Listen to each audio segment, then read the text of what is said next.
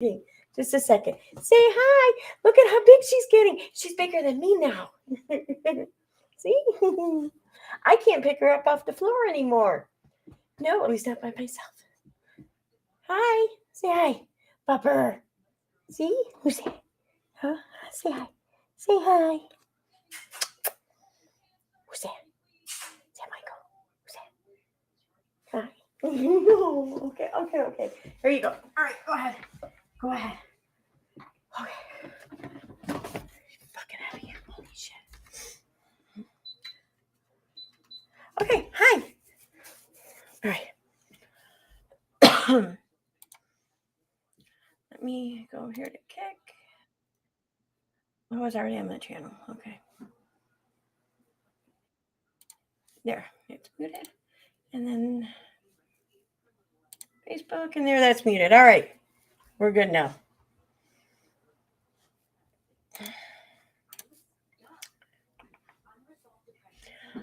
All righty. Hey, Reagan. Hey, Megan. Hi, Lily. Hi, Sue. Hey, Green Worm. Hey, Elizabeth.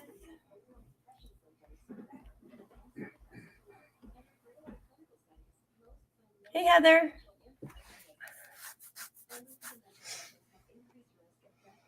April, what's up? Hey, Nurse Lenny. Hey, Blue Apple. Aliar, what's up? Roses are red. Sunny D. Hey, Aaron. That sounds so weird saying. Hi, Tiffany. Awesome. Good evening. All right. No, I didn't. No, I don't have. I was supposed to work until like 8, but one of my coworkers asked if I'd switch with her today, so I opened and said. So I did get home a few hours earlier than I expected, than I would have, but I still wasn't scheduled to work late tonight. Hey, LB, what's up? Hi, Chief Class. I know. Isn't she getting so big? She's getting so big and so heavy. Like, I was holding her in my lap, and like now she's like this much taller than me. He's just sitting in my lap. It's crazy. And it's happened so quick. Hey, Dash X. Hey, Misty. Hey, Indigo Halo. Sunny D. Jazzy's mom. What's up, Teresa? All right. So, yeah, I don't know. I was scrolling around on Twitter, and I just felt like being, I don't know. I kind of feel like being a bitch maybe tonight. I don't know. We'll see. But bitchy. Anyways, definitely bitchy. But some of the Unifam is just really fucking stupid. You know? Uni more than anything, you know. Now, see, Uni and I have been kind of going back and forth here on Twitter. And it started off with him saying, "Oh, you know what? Here, I'm just gonna pull it up because I have the screenshots. That means I'm gonna have to sign out though, because I'm on my stock account. I don't want to do this. I can always sign back in. Okay. Only takes a second."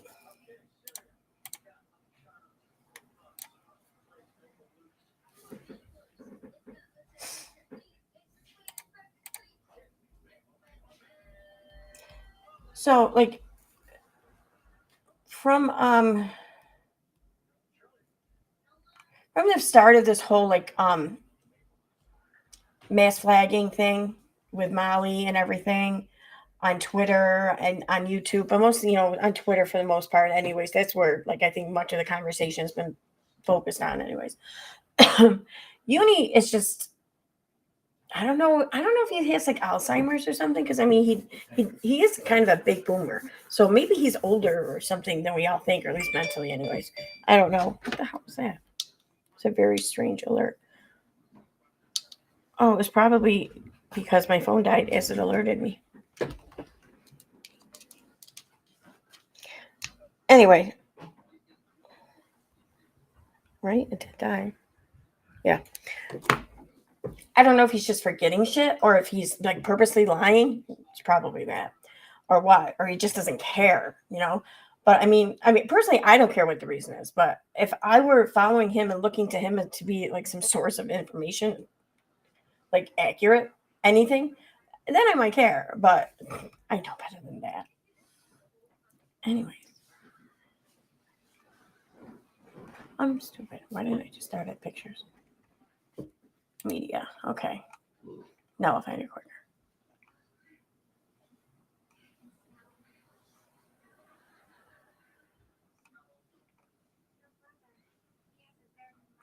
Oh, Molly's channel went down on the 4th, right? So it'll be right after here somewhere. Oh, yeah. Yeah, fuck it. I'm just going to show a whole bunch of shit, I think. I think that's what I'm going to do. Because Unirage is another big freaking idiot, in my opinion. Allegedly, whatever.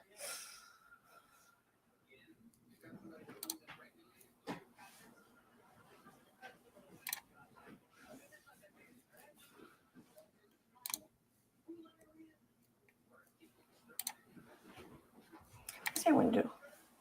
No, I don't like that one. Okay, we'll do that one. All right. Let me check Kick first, because I always forget to check. Oh, I got people over in Kick. Hey, Jessica. Hi, how are you? I have a common sense, and I have common sense, and common sense tells me he's not who I want to follow or support. Hi, Share Bear. Yay. So we can start here. I thought that this was funny, and right, shortly after they succeeded in having Molly taken off of YouTube. Because I mean, and how many videos and streams did I say, to the people like up on Queen Bee's panel and shit like that, for example. And yeah, Heels in the Air was one of them, I believe.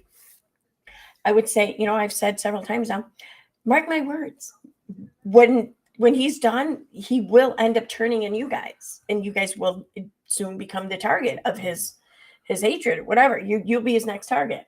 I said, but by all means, don't take my word for it. No, just take Uni's word for it. And literally, I think the last time I said that was like on April 5th or something. And here we are, April 6th, and I'm sharing a screenshot of Unirage saying, I retract my endorsement for any clip channel, Heels in the Air, who threatens to strike a channel, then shouts them out, or that shouts them out, even when not using their clips. Now, I gotta say, I mean, this whole thing was just, this whole spat was so ridiculous. It really was. It just reeked of entitlement all around. But anyway, so, and I'm like, oh, I want to say this someone predicted this just a couple days ago. And then she tweeted at me again. I'm not Unirock. I would make sure to make that clarification every chance I had to, because you don't want to be confused as Unirock. I get it. Believe me, I can understand that.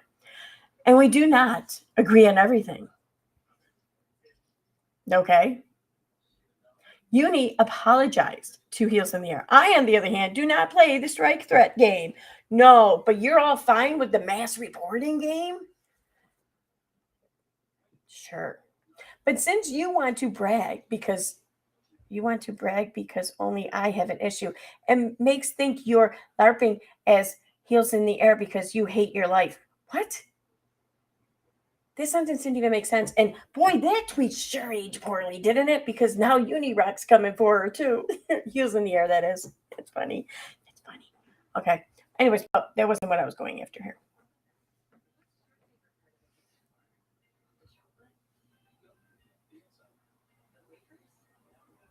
This one right here. This is what I was talking about. Now, Uni, see, I had said on stream that Unirock kind of led the charge in this mass reporting thing, and that he contributed to it. That's what I said. I said nothing else. I never said what days it is that this happened or occurred. I never said how many times he did this. I just said he pretty much led the charge and he contributed. That's it. So he had this in his head that I said this. And I demand EKC show my tweet on her channel of where I tagged Team YouTube against Molly the day she was banned. I don't recall saying you did that. So what, you just want me to find your shit for you? Is that it? I mean, I don't get it. But anyway, she's on channels lying on me saying 30 retweets or around that is me mass reporting. Okay. LOL, what a failure. Well, that's funny. Because how much of a failure can I be if you can't even, if you're failing and just getting this shit right? I mean, if I'm a failure, what the fuck does that make you, dude? Right? So yeah, I demand Unirock first unblock me and actually tag me with whatever demand he has. Otherwise, he isn't really demanding shit. Furthermore, I demand proof I said these things because I never said he tagged 30 times or what day he tagged. I mean, maybe he did. I don't fucking know. Then, oh, this is another thing too. While I'm on it, I forgot about this. The other day, Katie Joy was bragging about having Josh Duggar's Facebook page taken down, right? Well, was that a new Facebook page? Because she posted about this last year. Like, this is from October 2nd. She's talking about Josh here, and how this could be another reason Josh's profile went down. We have no way to know for sure what happened, but yet now all of a sudden she's giving herself credit for taking down this other alleged profile. I don't know, whatever. And then here, in another strange move, Josh's personal profile on Facebook is now deleted. Wonder what Joshy Boy is doing in prison. Anyway, I thought it was funny. I'm like, is she recycling news again? But this killed me, though, right here. I laughed my ass off because I can't help but to notice how he spells EKC. It's not EKC. He spells it SEE. And I'm like, the dude already has me blocked. Is he that paranoid I'm going to see the shit he's posting about me that now he's spelling my name differently so it won't come up in a search? I mean, why else do that? I mean, it's a Titanic thing. So if he spelled it SEA, you can maybe make an argument. Oh, it went along with the meme. But this makes no sense unless he's trying to avoid detection from a Twitter advanced search or something, right? Fucking, I don't know. It's funny. Anyway, so he had tweeted again at me about how I have to show him this proof of things. So I'm like, well, okay. Actually, what was the tweet there was a very specific tweet he said he did that made me do that.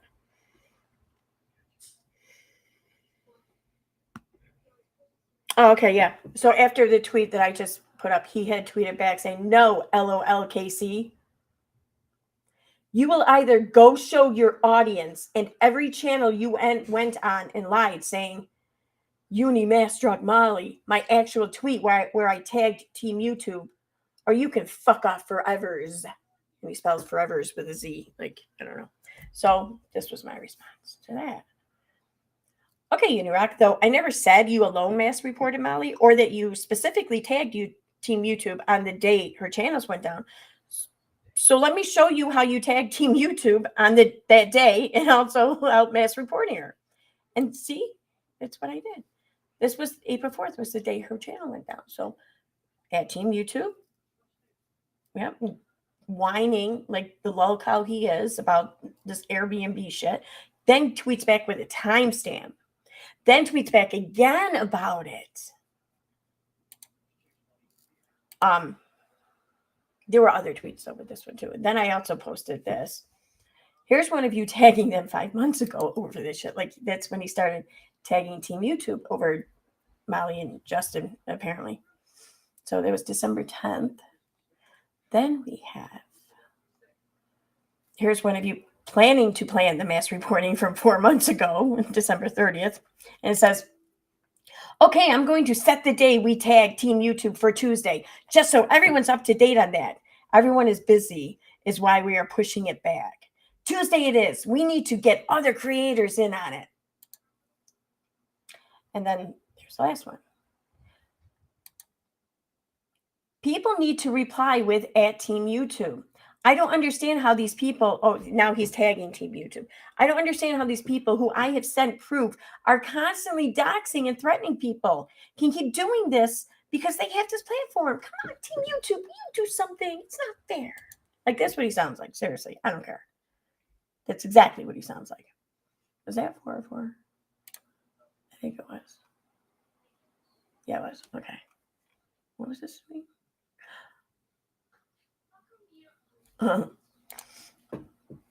So yeah, there's that.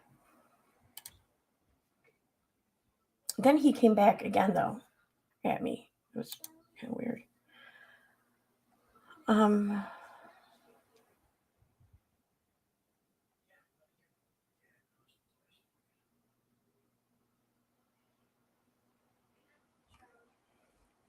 Okay, no, he must have posted another one that made me tweet at that. Oh, my bad. Yeah, it was. Wait.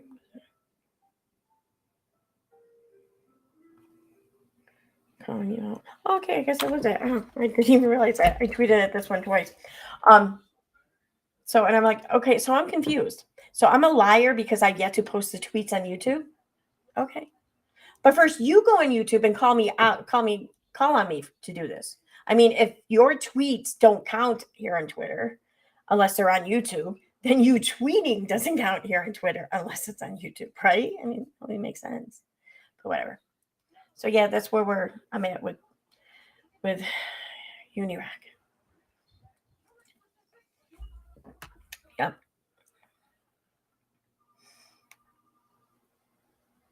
Oh, this one. Yep. So apparently, I don't even care. Apparently, this pork chop person wants to keep trying to start all kinds of rumors again, probably because I might have called them out for being one of the people behind the Nat accounts. I don't know if I'm right or not, mind you. You know, it's just my opinion, but boy, it sure seems to hit a nerve. So, oh. But I get so pissed. I get pissed off about this. I really do. Because right here, the McR word. And now they're talking about Steve, okay? And this is something I've heard come out of their mouths for a while, and they like to pin all this R stuff on Steve, like you're an R apologist or whatever, you know, shit like that. And to my knowledge, none of these people, they don't talk about R any other time. Like they're not advocating for victims anytime. They're not even speaking out against the crime or anything, or speaking out in support of services. Like they just never speak about it, period, except to hurl insults at Steve or myself. I find that hugely exploitative. I feel like that it's making a mockery of victims and any trauma that they've experienced, because you're using this very existence of this trauma and this crime as a petty fucking shot at someone you don't like on social media. You know, I mean, it is. It's kind of fucking infuriating.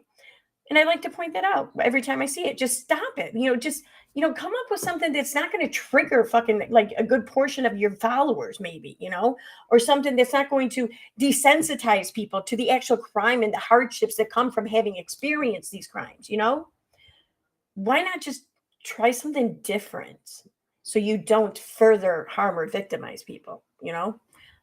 But fuck me, I guess I'm just a bitch like that. So, um, and again, they keep coming with this. Let's see. Oh, wow. They booming out about a name that McRae has been called forever. Oh, well, since he's been called it forever, then what, that lessens it? No, that tells me that you've been creating these issues that I just fucking listed off forever. That's what that tells me. Acting all innocent, Aaron acquired and passed on someone's R reports. I'm not even going to go into detail of the things she's accused me of doing, showing zero proof. Where's the proof I passed that along to anyone? Because I didn't. See, now the thing that they like to point out as proof is that some point in time, Roadhog a while back did a stream with these screenshots. But here's the thing. Before that, when I read out this report, allegedly, well, I did read parts of it. I used screenshots. I redacted things on the screenshots. Guess what screenshots Roadhog used? The same ones. So I guess in a sense they're right. I did kind of pass it along in the sense I passed it along to everyone who watched it on YouTube. But yeah, that's it. That's fucking it.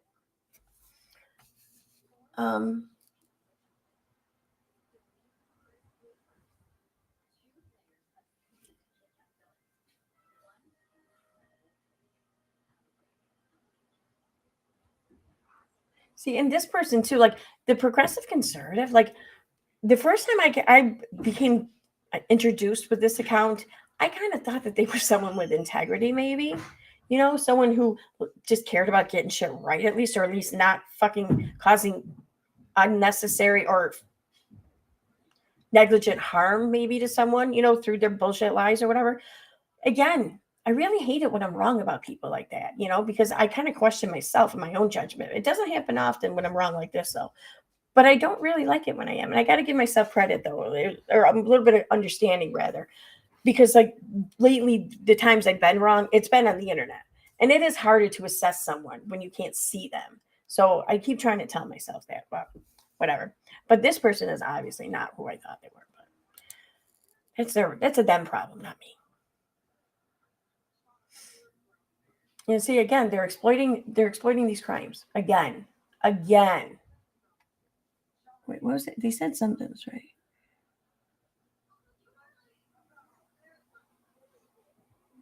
Okay, no, maybe it's another one. Oh, that's right. Here's Unirock trying to come back again. EKP, like, really? Whatever. Come up, can you? I mean, the EKC entitled Karen call, that was kind of good. I mean, I had to give that a little bit of credit. My niece could come up with that. I mean, okay. Graveyard or Invada Tada, graveyard pooping fall over their words and lies. Fraud raiser. Why did you spell that wrong 2 different ways? That doesn't even make sense. I don't get it. Stop trying to make distractions and get people to fight and argue. No one is falling for it. See, now the only thing I had commented there was about the whole heels in the air thing. So I take that to mean is she's telling me that I'm the one who got them fighting. You know, I made a distraction somehow to get these people to start fighting. Like, I knew I was good, but like, I can't take credit for this one. Like, this might have just been Rachel being a bitch. You know, I think that that's way more likely, anyways, than me. I don't know. Oh, and this one. Yep. Follow up since it's being denied. Here's my crayon panel telling people who just Dom 2 is. He tries to say Dom is one of Unirock's people. No, Dom was one of Roadhog's people. I thought Dom was both at one point, one of Unirock's people and then one of Roadhog's people, but whatever. I don't know. Listen to McRae try to rewrite history. He stops himself from saying Dom was from the Hogs community. This clip is probably because people heard of him before Roadhog. Dipshit. This clip is when the chat was trying to say that Dom Doom is Queen, whatever. Steve fully believed that Dom was Queen Bee. See, you're an idiot. You're such an idiot. Because he wasn't thinking that Dom was Queen Bee. See, I don't know if I can't make that bigger. But looking at the screenshot here, the little block on the top left, that's Queen Bee. The one on the top right is just a bee. Dom used to be a bee just like this as an avatar. That's who Steve thought was just Dom, not Queen Bee. You're a fucking idiot.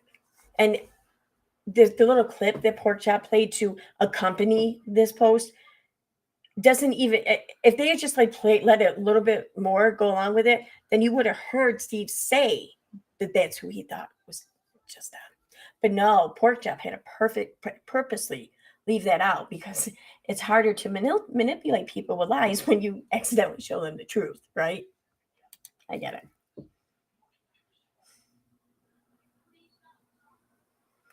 Where is that? Oh, no.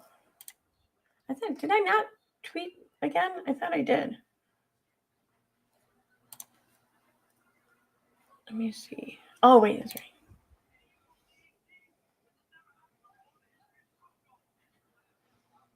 Oh my God, this one, I just read this one before stream too. Like, Navy Text, you're a fucking idiot. Oh my God. Because he shared someone shared a picture about Roadhog doxing me there. And I made a comment about it. And then so Navy Tech shared that and says, she gets big mad when people release her personal info, but thinks it's okay to do it to other people. EKC, change your name to hypocrisy. Really? I was big mad because when Roadhog did it and he shared the images of my house in stream, I took the images he shared and I posted them on Twitter here. And I asked all the Twitter, what color should I paint my house? Fuck it, it's out. What color should I paint it? What do you think? So either when I get big mad, I just have to start painting shit, or you're an idiot. And I don't like to paint, so it's got to be you're an idiot. So.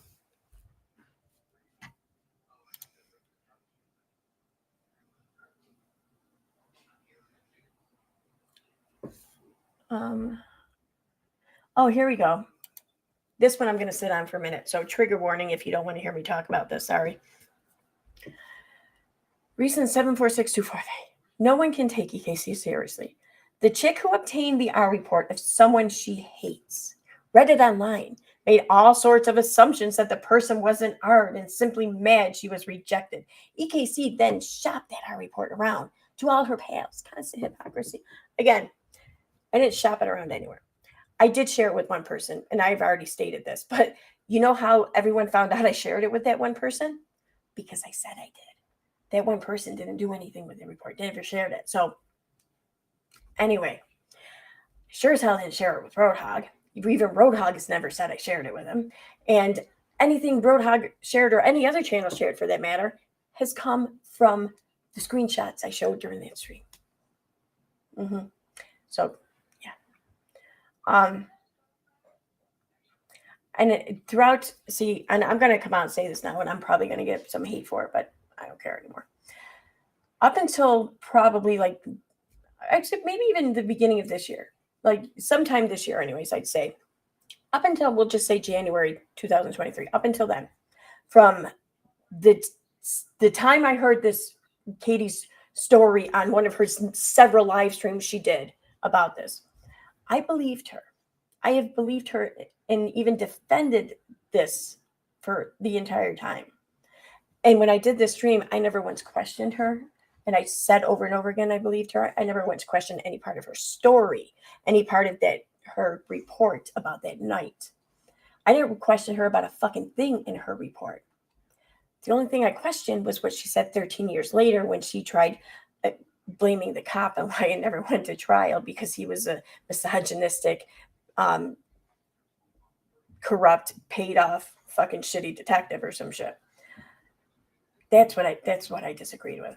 And that's why I did everything I did. I can link a video in the description that explains all of this in detail. I'm not going into it again.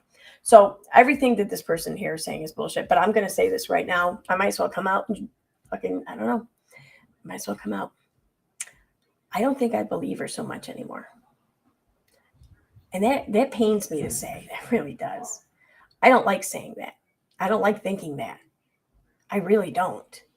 And I don't come to this conclusion lightly. I mean, it's taken me 3 years, almost, you know, and I'm not proud of it. But I'm not going to sit here and keep lying either. I'm not. I'm not going to say anything about it. I'm not going to say why I don't believe her. I'm not going to go into any details because I don't fucking care. I'm just saying you're not going to hear me really defend it anymore and say that I believe her. You're just not going to hear that anymore. That's it. You're not going to hear anything else either. So, and if people are mad at me for that, I understand. I would have been mad at me too. If I had heard myself say this 3 years ago, I would be like, oh my God, I'm such a bitch, you know? So I get it. I'm not even going to argue. It is what it is. So anyways, moving on. Okay.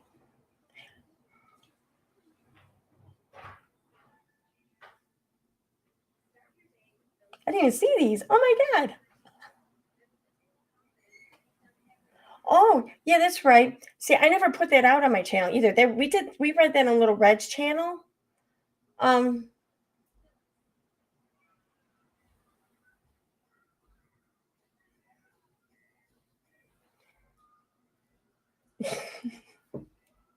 See, this is what I mean. This is how sad it is that they know that they don't have any arguments. Because in context, we're at the time talking lawsuits. This was before 7M's lawsuit was filed. This was it before 7? Yeah, I think it was after 7M. And what I had said was, if you had asked me before 7M, I would have said Steve's lawsuit had the best chance of any kind of success. But now 7M, I believe, has the best chance of any kind of success. This was way back then. So yeah, that's what I said. And they're right, though. Steve's lawsuit didn't go anywhere, but I mean, you kind of need the petitioner to keep pushing for it to go somewhere, you know? That's why it didn't go anywhere. So, and yeah, I don't know what else to say to that. But I don't see the tweet here now. I'm not going to go looking for it, but I'm going to make this very clear. The live stream I did with Little Red about this police report, it was on Little Red's channel. So they're going to keep trying to say over and over again how I profited off of this. I made money off of somebody else's R report. Well, if I did, I'd fucking tell you. I wouldn't care, because it's not like nobody makes money from reading police reports. Even some police reports, they have to do with SA, much like Katie's read on her channel and other people have read on their channel. So because of that, I'm not going to feel any shame had I monetized something and profited from it. Okay. I'm not going to say, well, Katie did it, so that's why I did it too. No, that's not. I chose to do what I did for my own reasons. It had nothing to do with Katie. But I'm not going to sit here and feel like shit for monetizing something if I were to do so. Why would I? Why should I? But in regards to this report, I think it was a night or two after Little Red stream. It was my very first live stream here, like ever, on this channel. I answered questions because people had a lot of questions in the comments and shit like that. So I did a quick live stream to answer questions. That's all I did. And I did monetize that. I wonder how much have I made on that so far? I wonder. Let's see. It's going to just take a second to get to it. That's all. No big deal.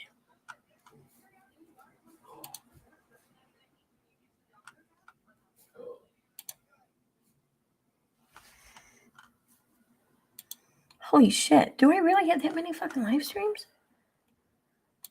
Oh my God. Okay. I thought it was 800 and something. Still, though, that's a lot of fucking live streams.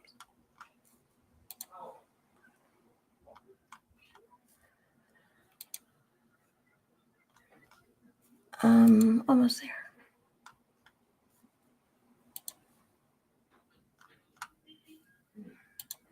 Oh, I'm at the end. Okay. Yep. And let's see.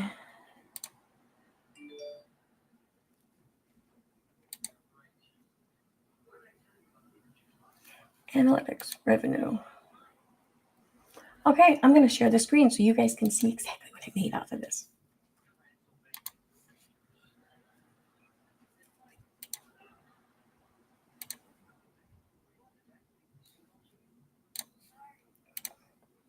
Here we go. See, live Q&A, that's the name of it. $2.48 since published. $2.48 is what I've made from it. Yep. It's the big monetized stream I did where I didn't even show anything on the report. No screenshots, no nothing. I don't believe. I'm pretty sure I did. Yeah, I know I did it because I didn't really know how to do that yet. I just answered questions. That's it. $2.48.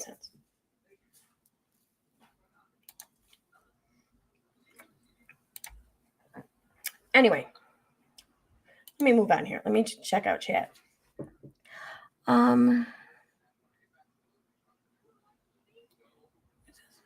I think he is pissing. Shearbear says, I think he is pissing in his pants because everyone has the proof that he was going after Molly with the mass flagging, and he can be in trouble like the rest of them. Their channels can also be taken down. He might have to get a real job. Hey, Jessica, thank you for subscribing. Welcome. Yay. I have comments. Oh, yeah. Okay, I read that one. Hi. Thank you so much for subscribing. Let me check my other chat now.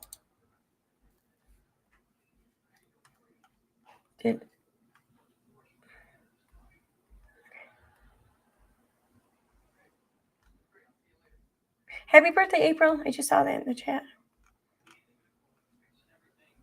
Oh, thank you for becoming a member, Maps Cat. Welcome. Yay. All right. Am I tagged in anything? Oh, wait. Here I am. My house is never cleaner than when I'm pissed off. Cleaning, okay, yeah, I can get. Mostly, I think for me, when I do that, is not so much because I'm mad, it's because I feel like everything else is out of control. So I try to get things in control, and and you can't really fix anything else in your life if your house is a mess. And this is how I feel like. If I feel like I need to make some big changes in my life and my house is a mess, then first thing's gonna happen is I'm gonna fucking get shit sorted there. Then I'll move on to other shit. I don't know.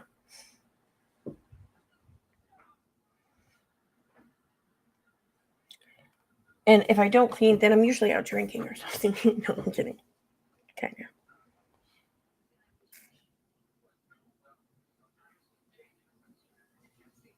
My phone came back on, so I just want to check and see if I missed anything here. No, okay, we're good.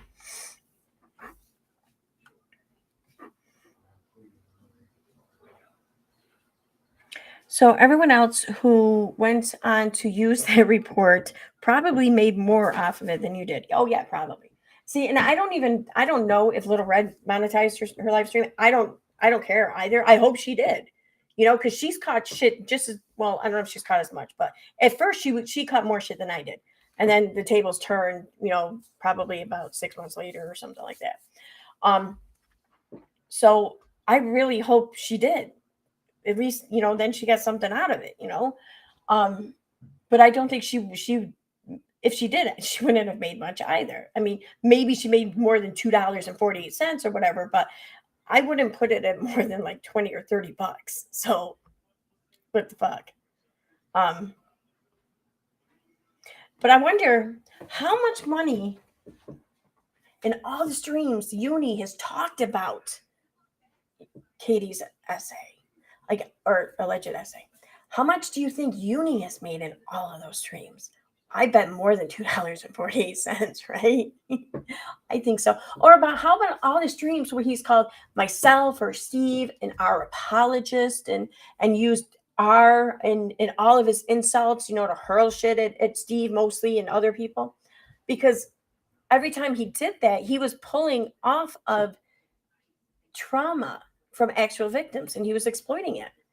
And he was doing it to make a profit, to try to incite intense feelings out of his viewers and then make them so worked up that they send him super chats and PayPals or whatever. I wonder how much he's made from that. I'm willing to bet he made a fucking lot, right? That's what I think anyway.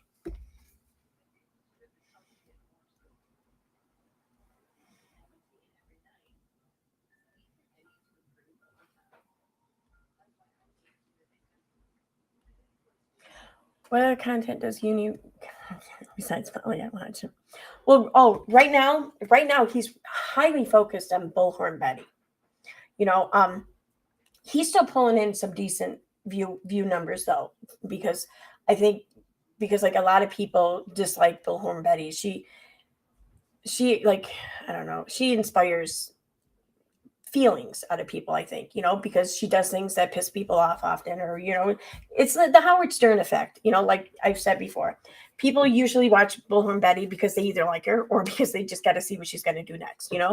So if people are invested enough to watch her, then people are going to be invested enough to watch someone talking shit about her. So I guess, I don't know, if you're looking at it from a financial standpoint, I guess maybe it wasn't the worst decision Unirock can make. Nonsense though, on the other hand, has decided to go after Justin Farrell and LB, and both two great creators who are very good at what they do, what they cover and they talk about. But she seems to be a little bit more focused, I think, on LB, at least. Well, maybe not more focused, but oddly focused. Like, I mean, I get it. Justin Farrell is Molly, like one of Molly's best friends. So, all right, I can see her jumping, from that ship to that ship. But LB hasn't even been on panel with Molly or Justin in like months, I don't think.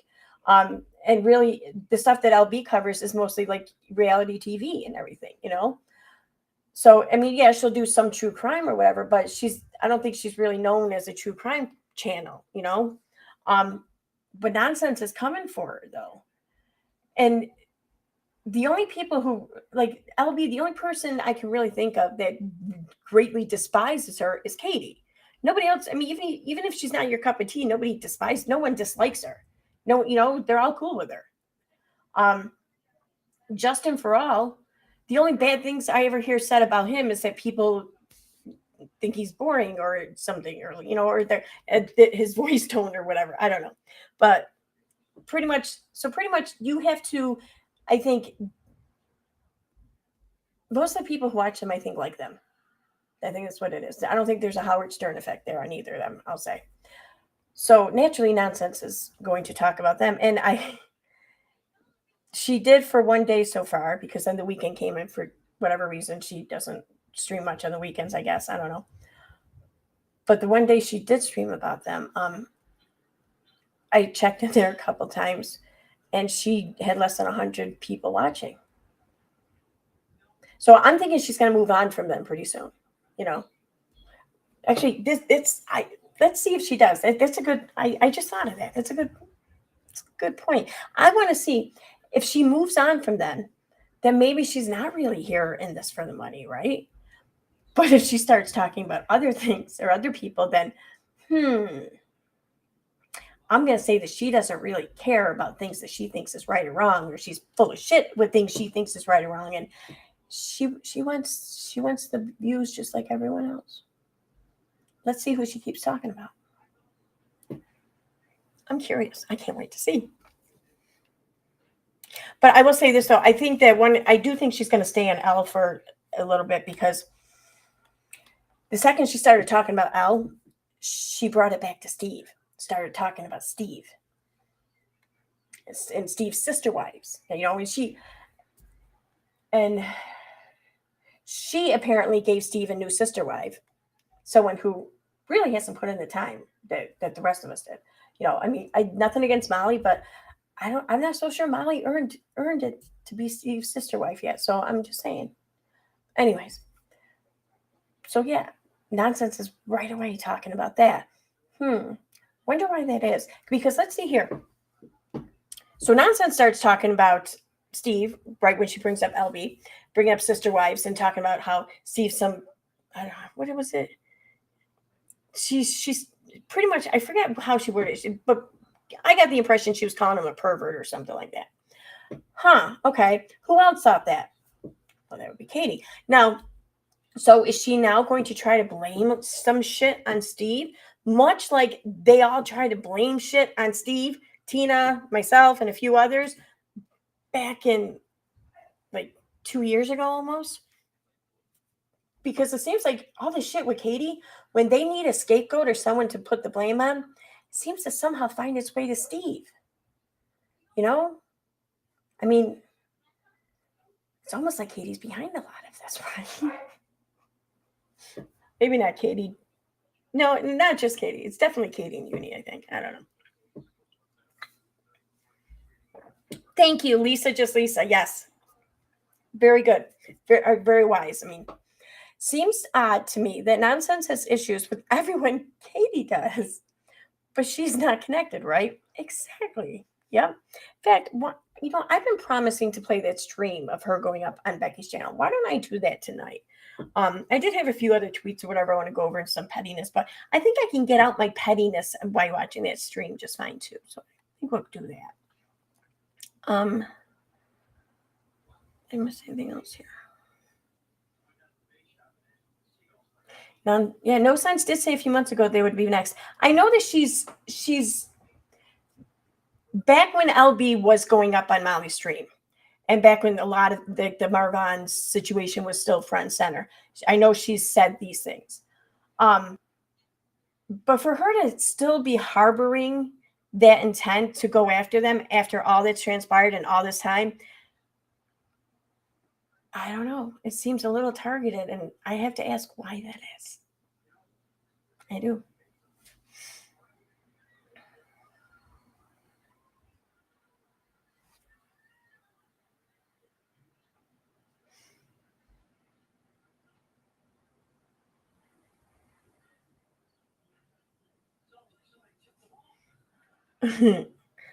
You're not gonna. Oh.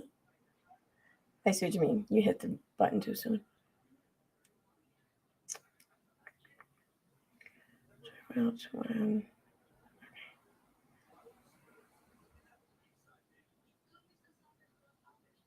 Yeah, so I mean,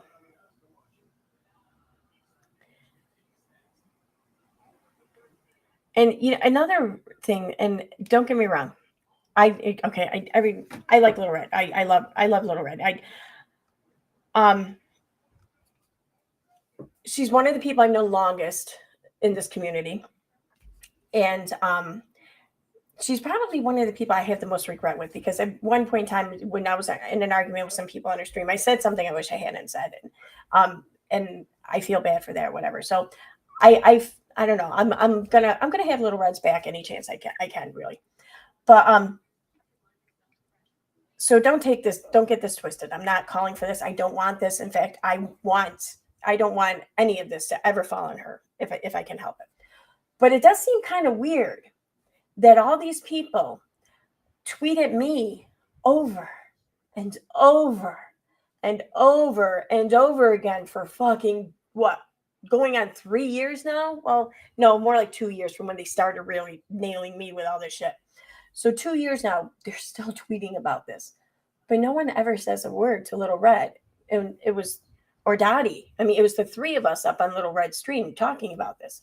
No one ever says a word to us about that. No one ever says a word to I think it's Myler's mom, 40 or something like that. She's a moderator for a few channels, but her name used to be Michelle something or whatever.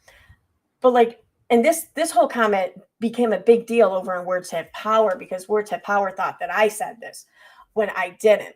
But someone in the chat over on the Stream on Red's channel said that something like, oh yeah, and then when Aaron said that she doubted, or I don't know, something because he went to the store to get like protection or whatever like that. Like this, it was a pretty shitty comment that was put on me, okay?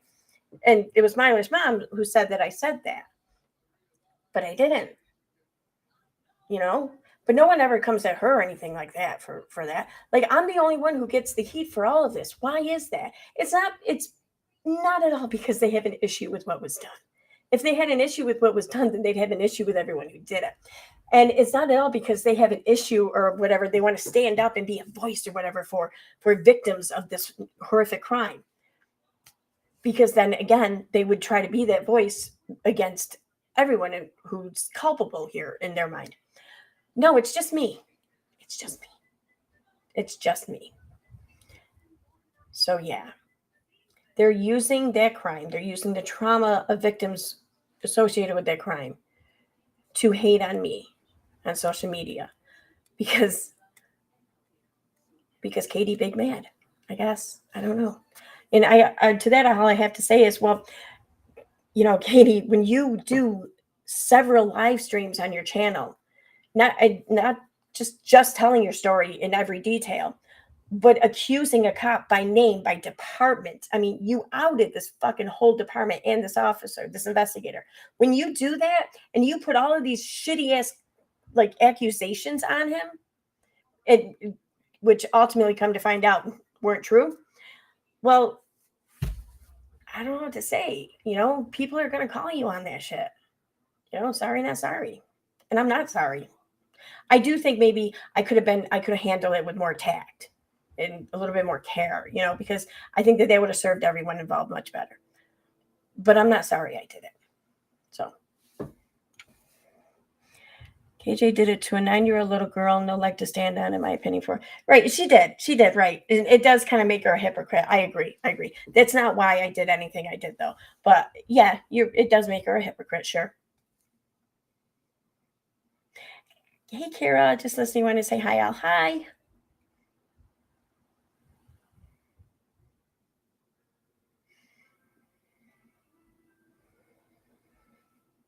Right, exactly, Greenworm. Yeah, Elle was the only other person who was covering it, and someone suggested that she come up. Molly didn't know the history of Elle and Katie, right? And that's the thing, and I'm going to keep reiterating this just for anyone in the chat here, whatever, watching this on the replay, in case you've missed this. I've done several streams over the past week and a half, anyways, where I have gone through from like July 7th right up until like July 22nd, 23rd, I think, of mostly nonsense. Because I wanted to see, I wanted to prove and show how she was saying all the same shit Katie was saying. In fact, she was saying much of it before Katie was saying it. And I did. I showed that. But I kept going, though, because I noticed she was starting to change. Like around the July 15th, Katie around July 15th, Katie and Marissa started having issues. And that's when Nonsense became aware of it. So Nonsense kind of talked on that a little bit. But the 17th, though, is when she started to like change her stance or whatever. And then she posted some ominous posts or whatever on Facebook about how, my guts, I got to do the right thing. And I know I'm going to piss a lot of people off and yada, yada, whatever. It's like, okay, whatever.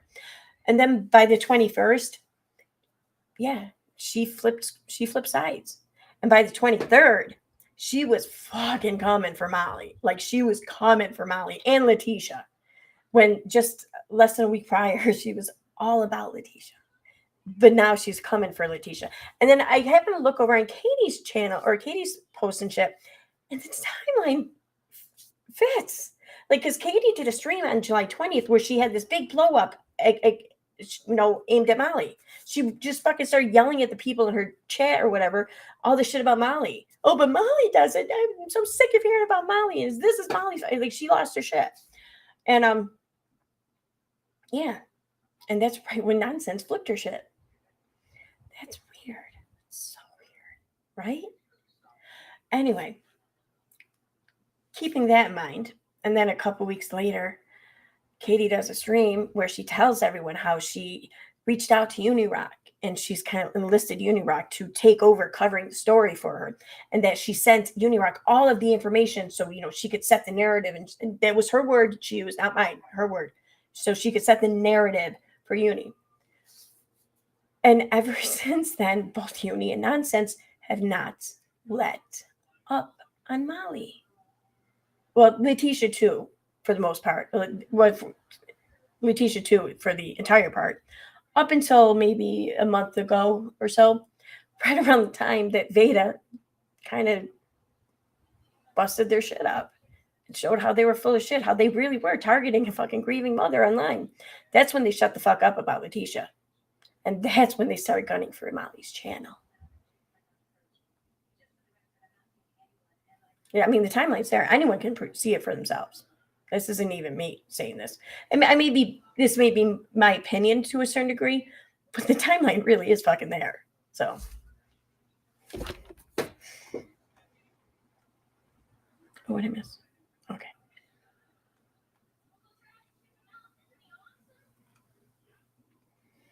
Have you seen the latest on Katie's lawsuit, the one with Shin in California? Would love to hear your take on it.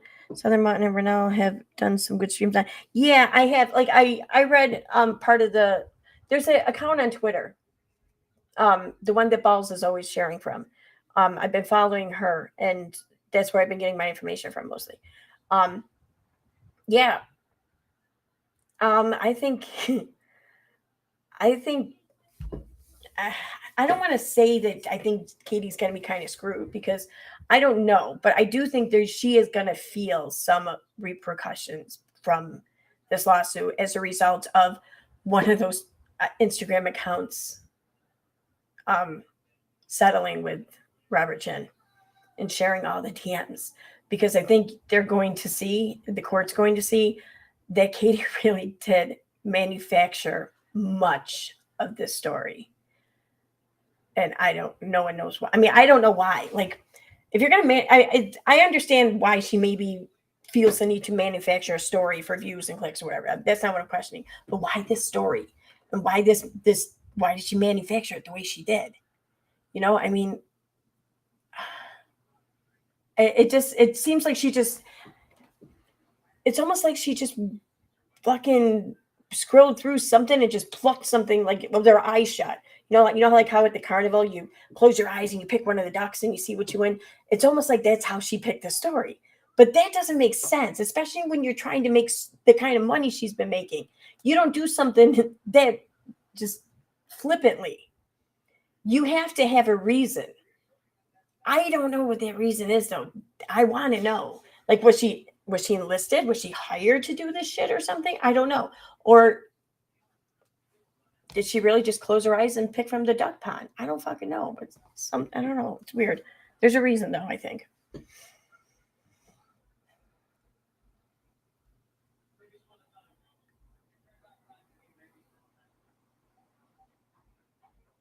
You see, Amanda T, here's a problem I have with that. When Amanda says Uni and others push this narrative that Molly's behavior is what got her taken down. But we all saw, heard what was really going on. Also, if that was true, Molly would have been gone long ago. Possibly. Yeah. Okay. Both of her channels were taken down, though, at the same time. Now, if people were reporting a video or something done in a video or a TOS violation, they would have been reporting it from one channel mostly, right? So why would both fucking channels go down? And they want to say, oh, it's because the AdSense are disconnected. No, because you can have a lot of channels on the same AdSense account. Like there are corporations on YouTube that have like probably a couple dozen channels all on the same AdSense account. You know, granted they're corporations or whatever, like news organizations or some shit like that, or like I don't know, like College Humor had a few channels, shit, something like that. So that's got fuck all to do with it, really. I don't know. So the fact that both of her channels were taken down tells me that this wasn't because of TOS violations. It's because she was being mass reported at such an abnormal volume, and YouTube had to act on it. Now, I'm not sitting here saying that she did nothing wrong. I'm not sitting here saying that she didn't violate enough TOS. She should be. I don't know. That's not my call to make. I'm not TOS. I'm not YouTube. I'm not Google, whatever. And I'm nowhere near, I think, qualified to make these decisions. I can maybe give an opinion or whatever, but that should be taken with a huge, fat fucking salt grain. So I don't know. But what I do know is that this wasn't an organic takedown in any stretch of the imagination, especially when people were reporting. And I get that you can report videos that have been deleted or whatever. And if these people were all reporting one video in particular that had been deleted because this one action, I would, okay. But literally on Queen Bee's stream, literally, this is what happened. Unirock's talking. I don't know if it's Unirock controlling the screen presentation or someone else, but they're on Playboard on Molly's account or channel or whatever, scrolling through her videos, and all you see is deleted, all going down. And what the only thing Unirock says is those right there, you can get the links for those, and you can even report those, even though they're deleted. So he doesn't even know what videos they're talking about reporting, let alone what's in them. That is a huge, I think, exploitation and abuse of the report system, all because you don't like someone. It's dishonest. Really. That's the problem I have with it. So I don't know, but I agree though. I don't think that her ship was taken down because of just of TOS violations or whatever. And here's the thing. Don't think for a second that people false report shit all the time and Twitter just errs on the side of caution and takes shit down. They do it all the time. If perfect example, like 6 months ago, Rekieta Law, he was mass reported and accused of doing something he actually did not do in his stream. But YouTube didn't even bother looking. YouTube just took his shit down. He fought it.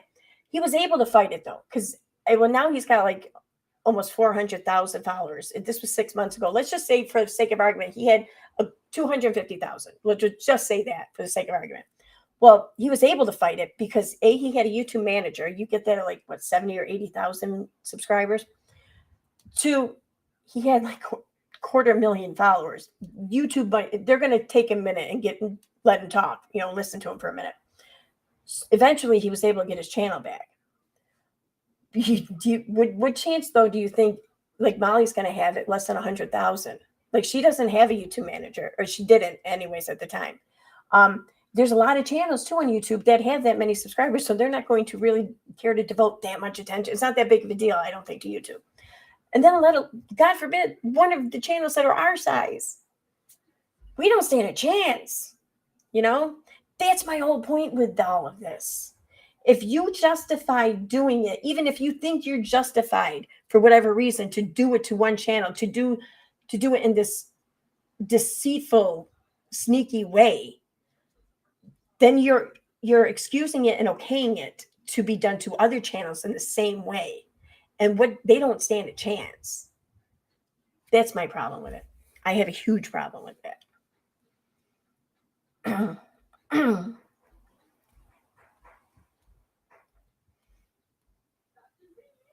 Right, yeah. I forgot the name, but yeah, was it Keffels or something? Fuffles? I don't know, whatever. Yeah, that's a person who targeted Ricade a lot. And the reason for reporting that everyone gave was that they accused him of threatening to shoot someone in the head or something, or no, threatened to shoot like a group of people and it had a specific group of people or whatever. I forget what it was exactly, but he never said anything of the sort at all. YouTube still though didn't bother to look, just took him right down. But upon YouTube, him getting YouTube's attention and YouTube listening, and then YouTube actually looking, YouTube realized, oh shit, no, he never said that. Oops, our bad. Here you go.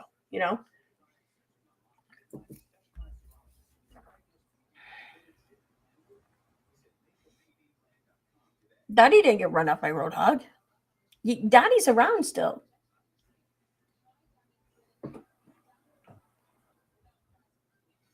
I think Dottie and Roadhog had a spat, but I mean Dottie had a spat with several other people in the community. She didn't go anywhere. I mean, why should she?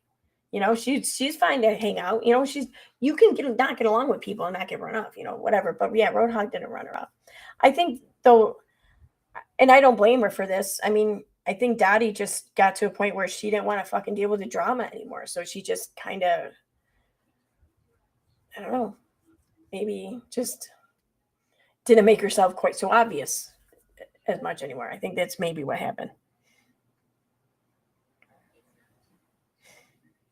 Anyway, let me pull up that stream.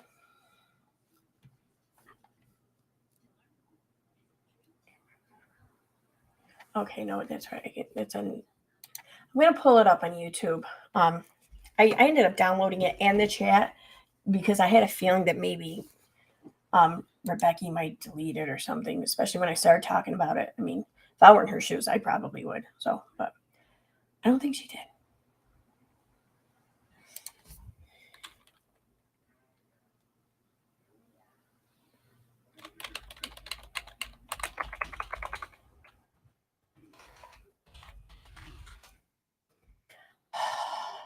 Really?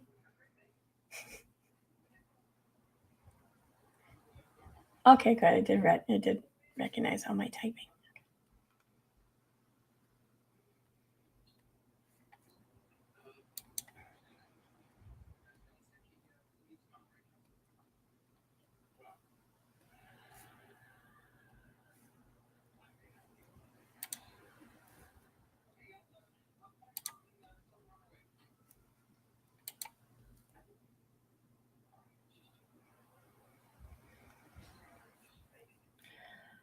Live. Was it? Yeah, it was a live stream.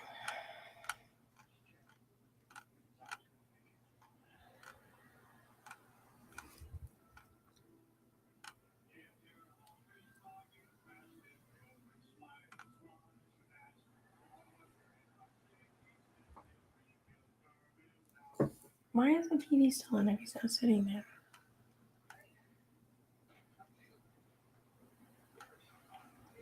Oh my. Okay.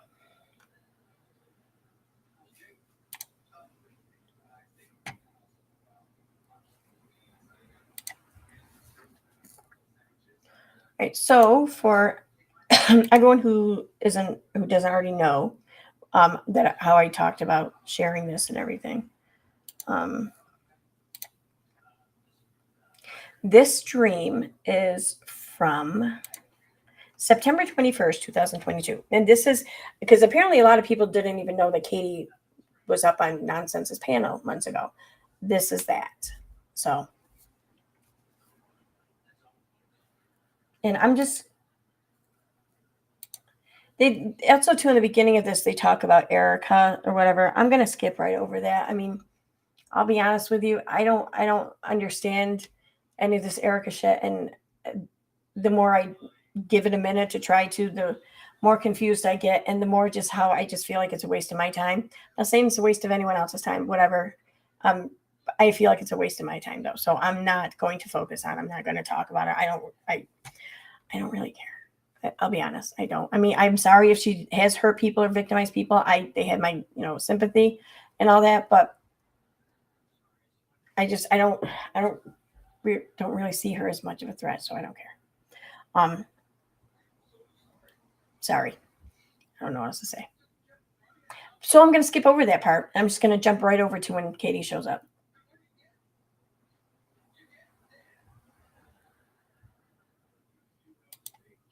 Okay. I'm sharing, right? Yeah. Oh, wait, turn this on.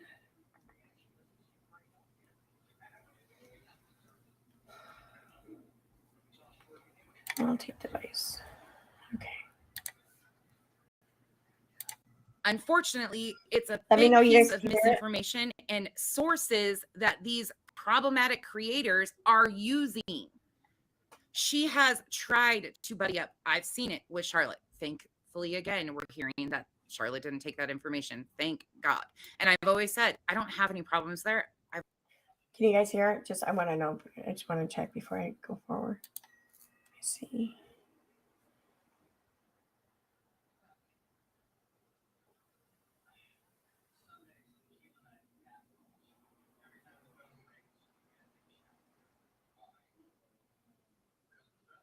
Well, I don't see anyone saying no, we can't hear it. So I'll take that as a positive sign.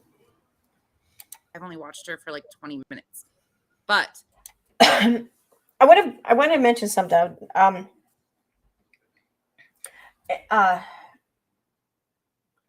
Brunel and I were talking once, and I normally wouldn't sit here and talk about something that means another creator we're talking about or sharing or whatever. This isn't a big deal though, and I don't want to sit here and talk about this and as though it's my epiphany or take credit for it. That's the only thing. But Brunel had a point, and it was a good point she made. Like, how often do we see Katie go up on anyone's panel? Like she went up on, well, she's gone up on Unirock's panel quite often. Like, not so much in a long time, but back in the day, she went up on his panel quite often. And other than that, she went up on Kate Baxter's panel once. But I mean, the whole time she was up there, she was trying her best to twist it around and everything and pin the whole Nat thing all on Steve, So maybe that has something to do with it. And that I do believe that stream was planned, mostly because just like a month or less than a month prior, there was a plan for Katie to show up or come up on Kate's panel. And then she canceled, and Kate tweeted about this. Then suddenly there she is showing up on Kate's panel. And then we say, oh, it was planned. And everyone's like, oh, no, it wasn't planned. Like, really? Why is it so crazy that we think it might be planned? Anyway, so I do think that was planned, much like many times she went up on Uni's panel. But who else? Really? She got up on anyone else's panel? Oh, no, that's right. One time she did go up on Critical Case panel where they both called a 9-year-old alleged SA victim a brat. They doubled down on it, really. So there was that. But I can't think of any others. That's about it, right? She did show up once, I think, unplanned on John Yates's panel, but that's only because he was fighting with Sherelle and she saw an opportunity to drag Sherelle and throw Sherelle under the bus along with John Yates, I think. So yeah, there's that. But yeah. Suddenly though, here she's been in other chats too, right? Well, not really though. She's been in a few other chats. The only other chats I could think of. Oh, that's right. She did go on Amanda Pan's chat once, and she wanted to go up on her panel, but Amanda was like, "No, fuck off." she's been in AZ's chat several times too, but I don't think she ever asked to go up on panel there. But here she was up on this panel for quite a while. And I mean, it's almost like the questions were all like scripted beforehand almost, but you'll see what I mean. We'll listen to that. But I just want to point that out, that it wasn't my idea, but yeah, it's something to think about. That's what it is. But I know that other people are taking the information as fact and running with it. Hey, got you. That's what it is. Hello. There you are. I'm here. Sorry, I'm putting on my makeup. You're good. This has been such a mess. Yeah, it is. Do you even know half of what's happening in regards to what you're being blamed for? Not really. Like, I don't pay attention to a lot of it, to be honest. I've been following just your page specifically because I don't, like, obviously I have my own channel and I'm busy most of the time. So despite what people think, I don't actually. JP, that's fine. You don't have to think Molly's smart. Okay. You're welcome to think that. It's all good. I think a lot of people here in chat are just going to disagree with you. That's all. But I mean, that's okay. They can, right? They can disagree with you. I mean, I disagree with you too. But I mean, it's okay. You don't have to think she's smart. We heard you. We got your point. But like, if you're going to keep going on and talking about how stupid you think she is, then I don't know. I'm going to kind of think that you're just not here to have a discussion on things, but to try to create chaos in some way. That's all. But how you choose to move forward is up to you, right? Okay. All good. Like, watch a lot of the stuff. No, you usually are clueless when I post something. Let me speed this up a little. And yeah, if you have, like, and that's genuine. Like, I can genuinely tell she has no clue what I'm talking about if I post certain things, and people think she's greatly involved. But honestly, there's times when you're like, wait, what? I haven't. Nonsense knows Katie so well at this point that she can tell when Katie's being genuine when she says that she doesn't understand what's going on. But this was like what, the first time they talked or some shit like that, she says. Been talking about the situation in almost like a month at this point. You know, there's nothing that I can add at this point. Yeah. You know what I mean? And I don't care to do the back and forth really because it's not helpful. It's not productive. No.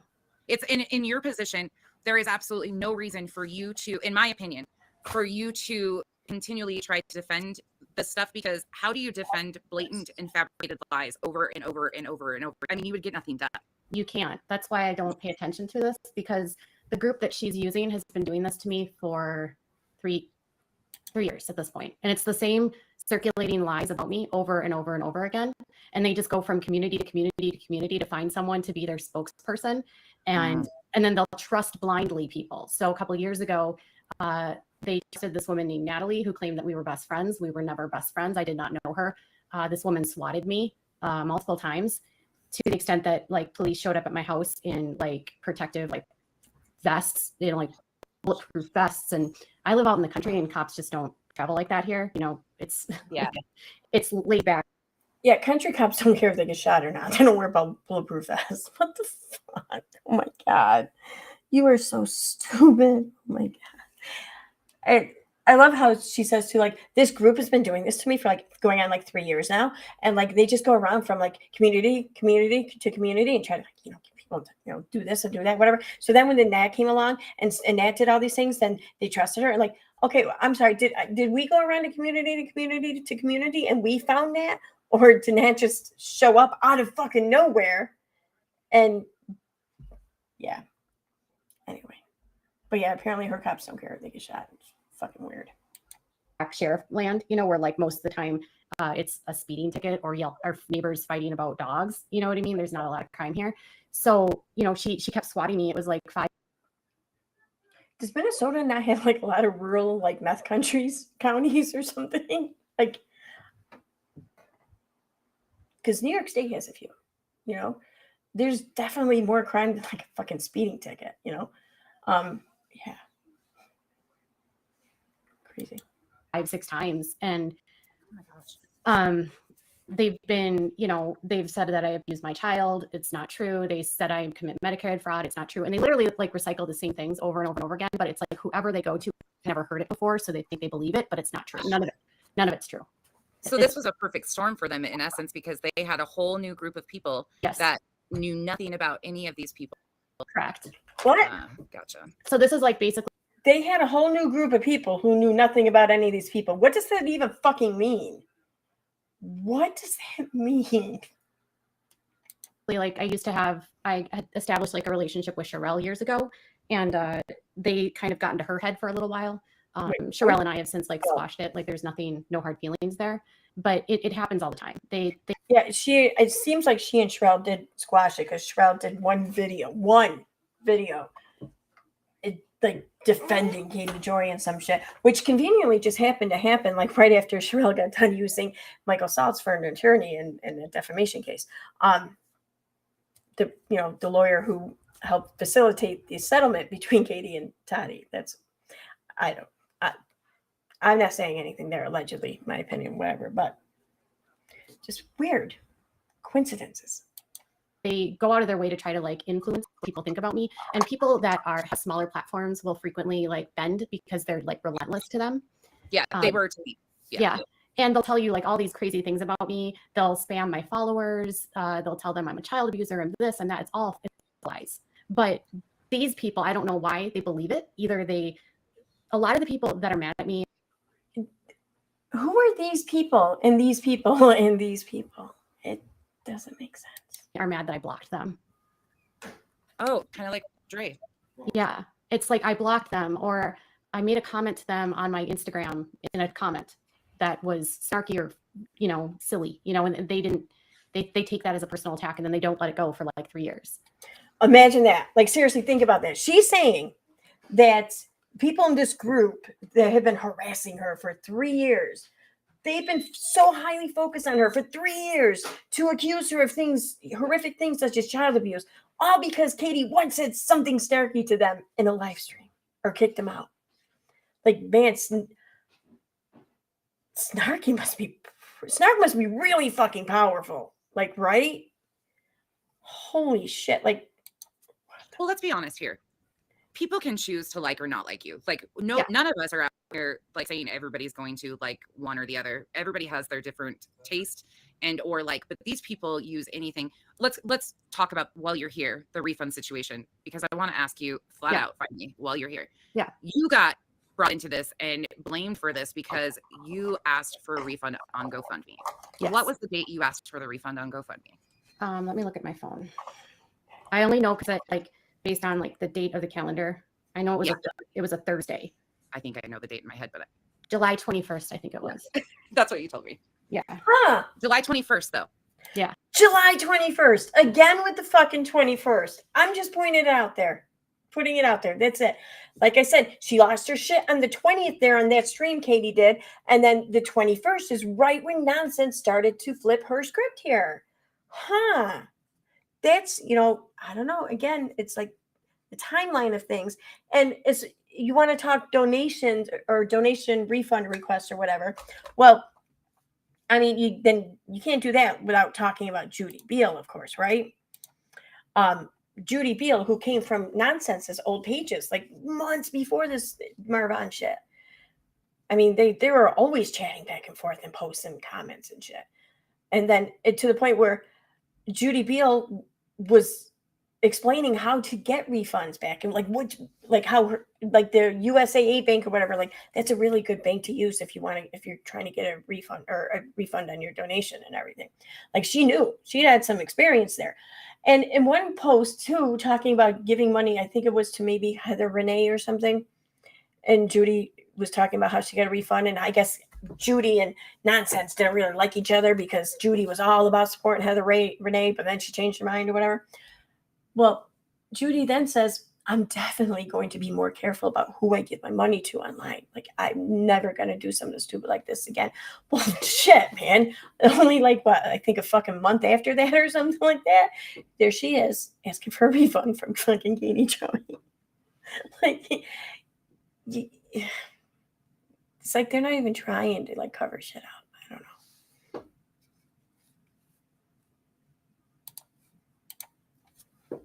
The first refund request that we have proof of took place on July 10th. But yeah, I had actually, I think I'd spoken to Judy even before I even requested a refund. So I knew that she had, yeah. So this had already been, let's go there now too. Wait. So you get involved on July 6th because your followers had asked you to start covering this story.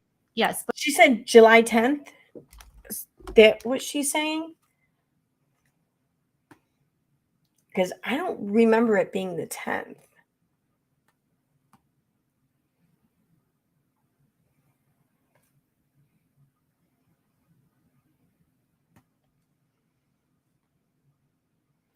I have one here from July 24th. Oh, wait, that's Danielle's. I don't think we have any screenshots of Judy's or whatever. I think we would if they're claiming that it was that early and shit. Do we?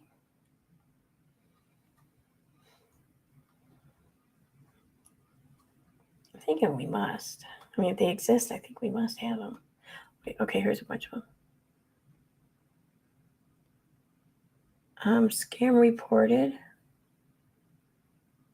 Yesterday, it just says yesterday. I don't know what that was.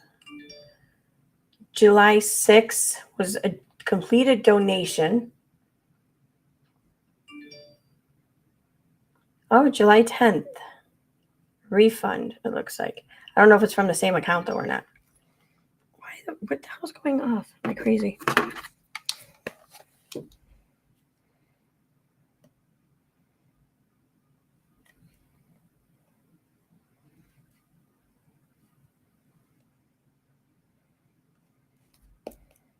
Oh, okay. Oh, cute dog pics. Okay. All right.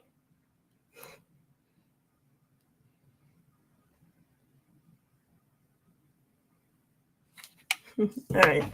So, July 10th. Wonder what happened on July 10th, though.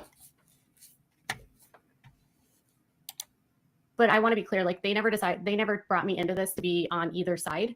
No, they just yeah, they wanted me to look into the situation because they know that I'm pretty good at sussing situations out. Like, is this? All right, I gotta know. I'm sorry. I know I'm annoying, but I gotta know.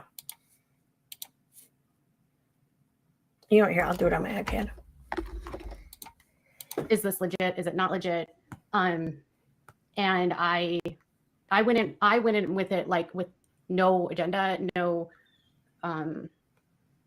and because in the past, I got my start like years ago covering like miracle cure people and like people that promoted like drugs that like weren't approved for drugs, you know, and like, oh yeah, okay, kind of like the selling of herbs and stuff that Dre was doing. So I think like part of it was like people were like, well, you're familiar with this kind of stuff, so maybe you can figure this out. That was kind of aspects of stuff that you have previously covered. So your followers, of course, piqued their interest, asked you to look into it. Yeah. And that was July 6th. I think so, yeah. I think it was the same day that Molly joined it, to be honest. See, this is why I'm telling you guys, I know this story better than like these guys legit just were reporting on it. Like they don't even know what a lot of them have been accused of and or how it all played out. I mean, Katie is aware because she's been attacked endlessly over, you know, this is her fault, which it's not. So you were still in contact with the family on July 10th. You still had oh yeah. Everything was good. Yeah, I talked to them up until the 21st. Did Letitia tell you that people had been requesting refunds already? Yes. Yep. She told me that people were accusing her of being a scammer and that she was getting threats. And I had expressed to her days before because Molly had been pretty... No, I don't recall that from their DMs. I have all their DMs. I don't recall that ever being said by Letitia. I'll go back and look. Oh, shit, really? Oh, thank you. Thank you for letting me know, Edwin.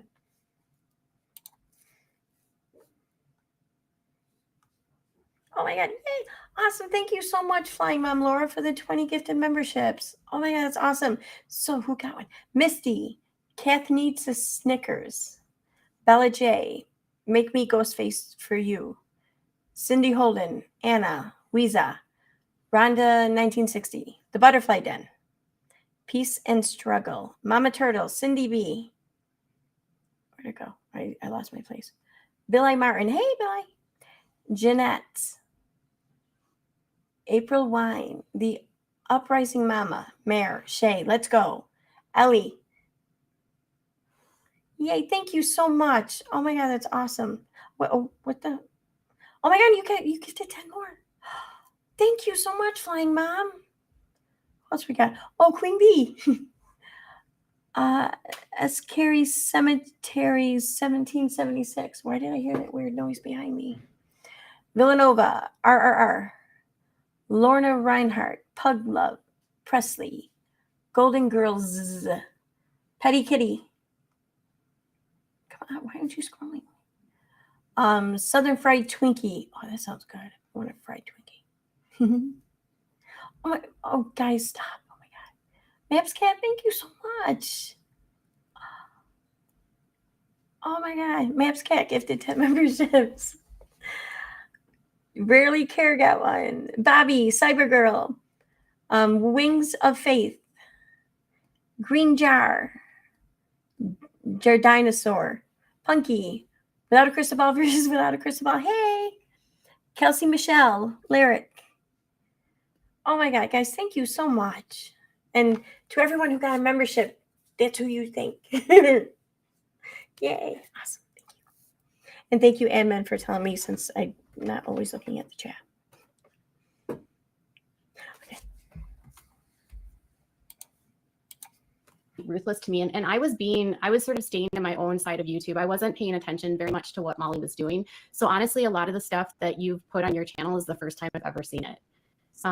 Because I was covering it in a different way, and I was dealing with it on a different angle. I wasn't focused on the fundraising, because to me, that's not what I've ever been about.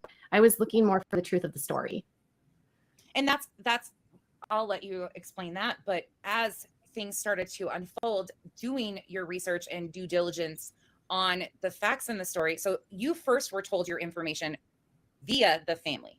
Yes, I spoke with Letitia on the phone. I believe it was on the 8th or the 9th. Okay. And then, so you're still talking to them. Let's segue into, so that's your source, right? The family is the one providing you this information. Well, it was Letitia, along with Wynette left comments on my channel. So she reached out to me independently. And I think that was on the 9th or the 10th as well. It was. It's expert, yeah. Yeah, I don't remember. Yeah, I don't remember the exact dates. You posted them all. Did I? Okay. I think you posted most of them already on your channel, and then some. Yeah. And she was leaving comments, and then I just said, "Oh, I saw her last name," and I saw, "Oh, Wynette Jackson. Okay, that's a family member." Mm-hmm. Then she contacted me. We spoke on the phone, and then no, I didn't have any idea like that. As a result of commenting on videos, it was actually Katie who reached out to Wynette. Wynette was commenting in the videos, and then Katie initiated the Facebook Messenger thread by first contacting Wynette, saying, "Hey, I see you in my comments." Yeah. It's just, I don't know, shit like that just bugs me. It was like a divided family. I didn't realize that Letitia and Wynette didn't really get along. I didn't have any understanding. I was at this point just trying to speak to as many people as possible about the situation. Mm-hmm. So I didn't have like an agenda. I wasn't there for Letitia. I wasn't there for like Wynette. I was literally just trying to figure out what happened. Yeah. Just tell the story of what. Yeah, and I was trying to be as like unbiased as possible. And of course, like I'm being sent all of these videos by admins and told like this and that about Dre, and I'm talking to Eve, well, and then having conversations with Tony a little bit, but mostly with Eve.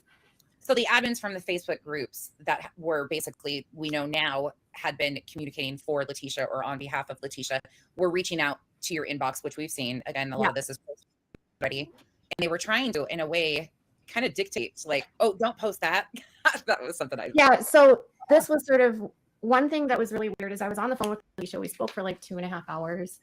And she was very like believable, and I felt a lot of empathy for her, and she provided me screenshots, and I've put most of that out. And so you're still here, you can come back up if you want. Sorry, Katie, didn't mean to interrupt. Oh, and I've never heard of that person, so I don't know who she is. I'm going to interrupt here. And so what she's going to go on to say here is that she doesn't think it's fair or whatever. She didn't understand or whatever how, and she's trying to explain how there was a conspiracy or whatever, because like Molly would share things that she talked about with Letitia or why not and stuff, you know, publicly. The shit that they talked about in private, Molly would share publicly or whatever. But when Katie does it, then everyone's just fucking all up in arms over it. But here's the thing, though. First of all, Molly didn't go on stream every time right after every time she talked to someone to brag about how, oh yeah, I talked to them. Like I'm helping them. You know, I'm in the know, you know, basically. Like Molly didn't do that. Nor did Molly share like really personal shit without even, you know, asking them first. Katie, though, after every communication, would go on the live stream, talk all about it, and then she took screenshots of their DMs and shared them publicly in a stream without even asking them. And her reason or an excuse for that was, well, it's public that you and Molly talk, so I didn't think it was a big deal. Oh, but it's okay for Molly. But it's so that is exactly what happened here. Is that Katie came into the story. Katie saw she wasn't the only one in the story. Katie saw that they were talking to other people. Katie tried to get a leg up on the other people by talking about things that couldn't be verified and bragging about how she's talking with them all the time, you know, like as if she's not even bragging to her audience so much as she's bragging to the other creators involved, saying like, I'm the one who's talking to him all the time. You're not. So why don't you just go fuck off, you know? So that's what Katie was doing, but without realizing that by her doing that, she was exploiting the family. She was using the family for her own personal needs. And quickly this became all about her. And the family saw this. So the family backed the fuck off. So Katie thinks, but I was the one who, I'm the good guy. I'm not the messy one like Molly. Like, I'm good. My platform, I could do so much more for you, and I was willing to do more for you, and you treat me like this. You don't let me do whatever the fuck I want without consequence. How dare you? You know what? You guys are all in on this. You guys must be fucking conspiring together to scam everyone, and I'm gonna out you for it. Like, that's, in my opinion, that's pretty much exactly how Katie went about it. Anyways, and I don't, I'm not trying to be rude by saying that, but I don't know her. So I don't. That's the thing. That's most people don't know all the different sides. But that woman said that like I did something to her and I don't know who she is. So that's what I'm saying is people say that I do things to them. Maybe I've never heard of her ever. And I'm not trying to discredit her. I mean, maybe she thinks I did something to her. I don't know, but I don't know her. I just have to laugh about it because I've been accused of doing all sorts of stuff that I haven't done either. I mean, it's just wild. But with my platform the size it is, I get accused by a lot of people for like a comment that is without tone, they can take as tone, and I'm Katie's mean, you know. So so that we'll go back to this. I just thought of this. So Tony and Eve, the Facebook group admins, which not the creator at this point in time ever, and I need to make a distinct clarification. Like, she is out, she's not part of this anymore, because people are still like blaming a lot on her, which you guys can have your opinions. Who? Tony? Tracy. The one Tracy. that actually helped pull all of this down. Like, people are still attacking her and saying this is all your fault, which, you know, and I'm not trying to change people's opinions, but based on the facts, she was the one that was asking for transparency, while Tony's and Katie's inbox trying to control a narrative, in my opinion. Oh yeah, so that was one thing I didn't really get. So one of the weird things that I thought was really bizarre is, like, first of all, I've been involved in a lot of really large stories, and so I don't. You have a huge channel. Yeah, for me, it's pretty big. But I've also, so like I'm curious to see what happened around the 9th or the 8th, 9th, and 10th, because I know she came into it the 8th, and then this donation request, whatever, was made on the 10th or whatever. So I'm just going back and looking through, and it was on the 9th that where is it? Okay. It was on the 9th that she advertised the live stream with Von McRae's family will start at around 5:30. There could be a bit of a delay as we coordinate, and it's titled Von McRae's family speaks out. Please for answers about what happened. Tonight I will be interviewing Von McRae's family, who love him more than anything and want answers about what happened to him. link for the stream. But as we all know, they canceled that interview. I wonder, and she was like kind of pissed about that. I wonder if maybe that had something to do with it. I mean, and I get, you know, I'm involved in big stories and I get sourced a lot of places. So for me, I felt like, well, if there's something here, I knew that maybe some other media might pick things up because that's what has happened in the past. And I'm not trying to toot my own horn. I'm just saying, like, my channel just gets followed by other people. So I figured, okay, if there's something here, maybe it'll get picked up. Because my thought was like, well, if it's as big as what they're describing it as, this needs to get out to the mainstream media, you know? So that's kind of what I was trying to. You were just trying to tell the story. Yeah, correct. And so, you know, the beginning of it was like, some of the things were like, you need to promise that you'll get permission from Letitia to report anything. Tony asked you that? Yeah. Now, or one of them, I don't know who it was. It was just like this, you know, everyone was in the group saying, I have permission. Do you have her permission? Did she say that you could do this? So it felt. Yes, permission in regards to posting DMs and screenshots that Letitia shared, like the screenshot of the last time she and her son DM'd. Shit like that. Yeah, I think that is something you should ask for permission to post. No one was asking for permission to post a part of the storyline or the timeline or give their opinion or whatever. No, they were asking for permission to post like material that sources gave them. Yeah, that's what she's bitching about. Yep. Like everything had to go through her, right? To get, so I would say like I'm on her side. I'm trying to work with her to make sure that her story is told. So, and then there was like this push by like, if you're speaking about the situation, then you need to donate to them, right?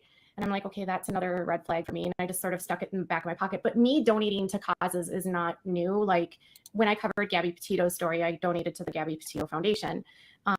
So some, you know, there are stories where I will donate money. It's not, and I know there's been questions on like, did you come into this for money? No, because I really did this mostly on my Facebook, and my Facebook is negligible in what I make. So I know they were making a big deal about like the stars and stuff. Oh, trust me. Right. When she started, her Facebook had like 40,000 followers, I think. But now, actually, I just had it pulled up here. Now it has. Now it has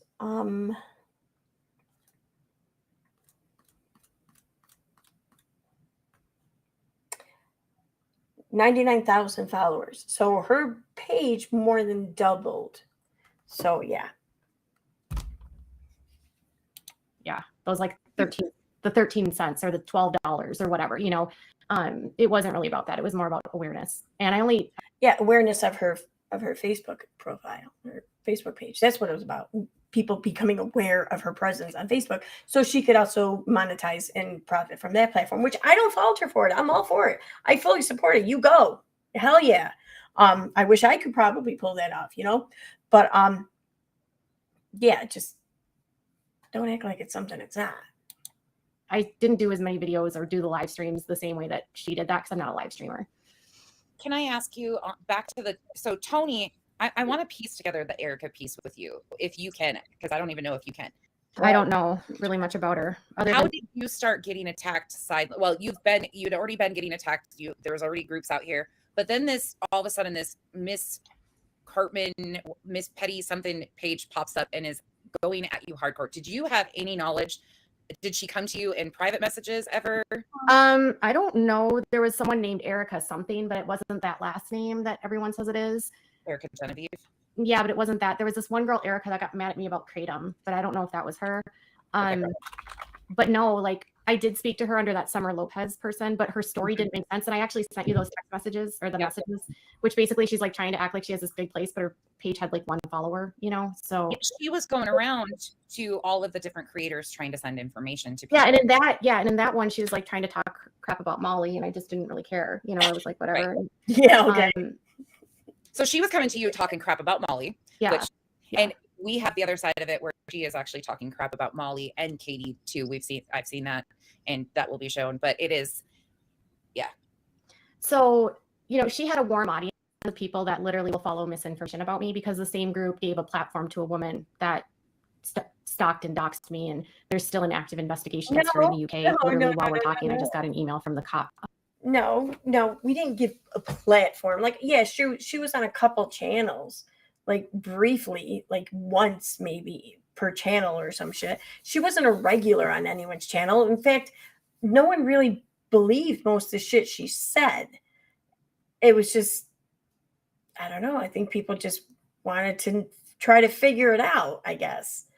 That's what happened. And she's talking about Nat, mind you. Okay. But the person who gave her probably the biggest platform was Kay Baxter. And the person who probably gave her the most amount of grace was Katie during that Kay Baxter stream. So, yeah. The police officer in the UK about the situation. So they gave that woman a huge platform and allowed her, the ability to harass me for a very long time. And I want to add, I am of the opinion that gave that woman, yes, I do believe that there is a woman and the body, it looks like the woman who's been on video, sounds like the woman who's been on video, that is in fact a real woman. Yes. I'm just not totally sure that that's the person behind all the shit that was going on with all these fucking crazy accounts. I think that there were a lot more people involved. I'm just saying that. I'm just throwing that out there.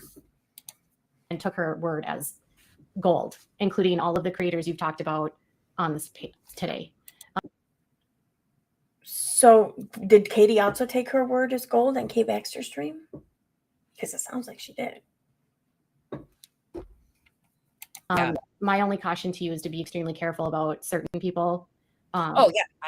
I'm not trying to tell you. I'm just knowing based on my experience of the harassment that I've received, just be very cautious.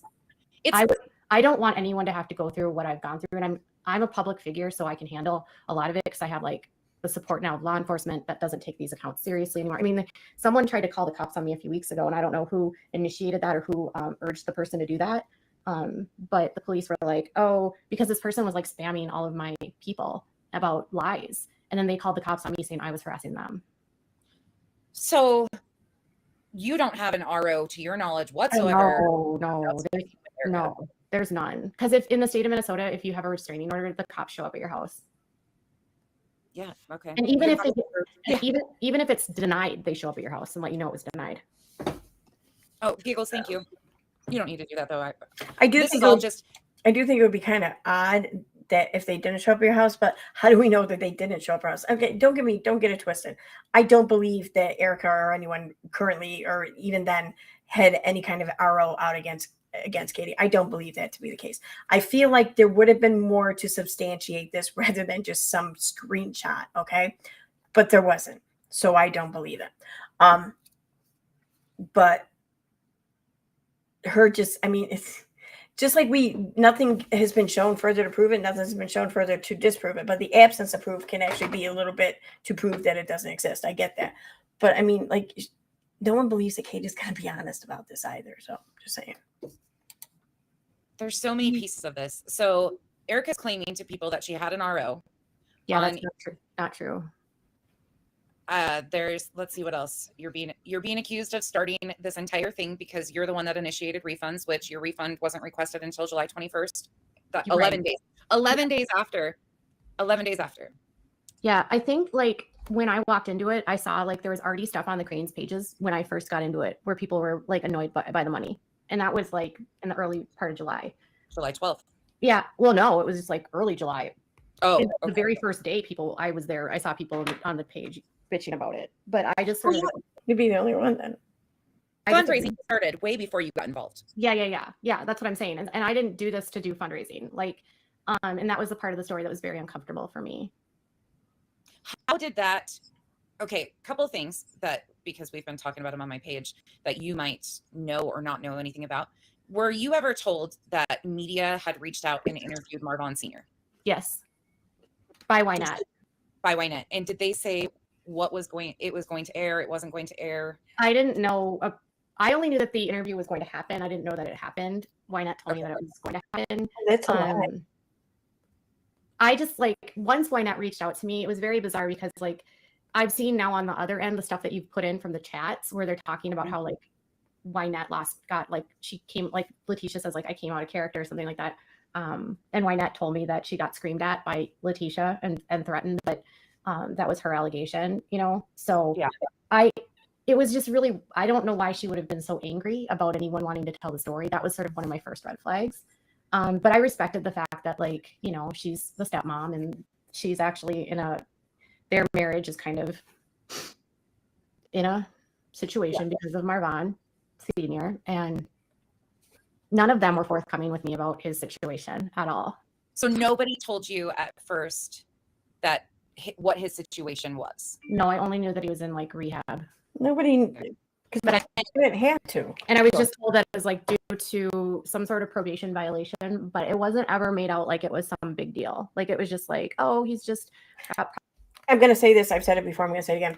My opinion on the whole like keeping Marvin Sr.'s situation private or whatever. None of the admins, no one had any obligation to tell anyone anything, to be forthcoming with it or whatever. And I fully support that. However, I do feel like once people asked about it, I do think that they then should have been honest about it.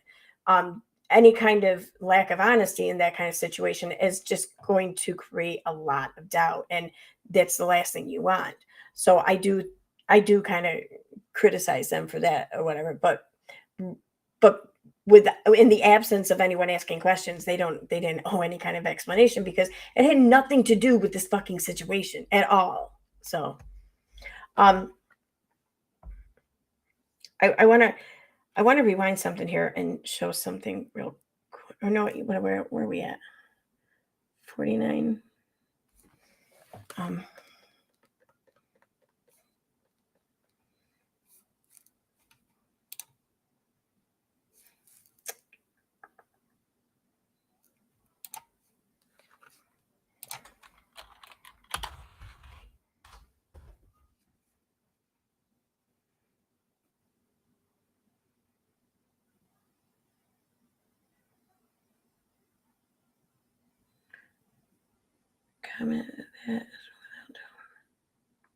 that she was leaving comments. Okay, so 3756. All right, okay, I want to remember that. I'm gonna let this play for now.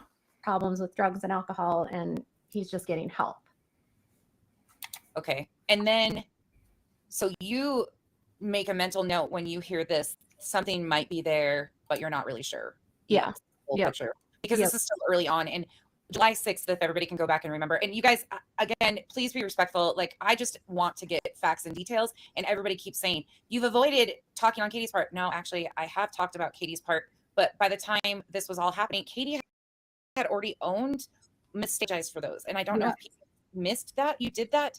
But I saw that you apologized. Oh, yeah, for sure. I mean, like, as soon as I realized what I was like, I'm not doing this anymore. I can't play this game that they're playing. Like, I don't want to be the part. I didn't want to be a part of like, potentially hurting a woman that's going through a horrible experience and having her husband like literally on life support. You know, like that's no. It just felt like nobody was thinking about what Dre was going through. Okay, we can go. Can I ask you a few more questions if you have the time? No, yeah, you're fine. You're fine. No, okay.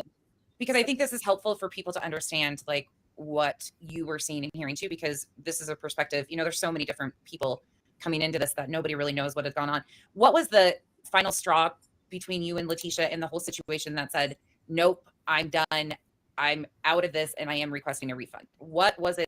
It was a combination of a lot of things. I mean, it wasn't like, and people say that it was like, they didn't want to talk to me and that's why, but that's not actually what happened. So the whole time that Molly was saying that like Letitia wasn't talking to me, that wasn't true. We were never not talking. Same with Wynette. Like she kept saying, oh, you're not talking to them. I was talking to them all the way up until the 21st. There was never, I'd asked Wynette multiple times, do you not want to talk to me? Nothing. I asked Letitia that, never said, don't talk, keep spreading our story. That was always what they were telling me. So it felt like they were telling her one thing and me another thing. So that was another mental note. Like, the stories just weren't adding up. Like, why are they? And then, you know, the whole time this is happening, I had no idea she was going on Molly's channel every night because again, I wasn't watching the streams. And I was at that point really like trying to suss through what was going on with the kids and like her ex-husband, Abba.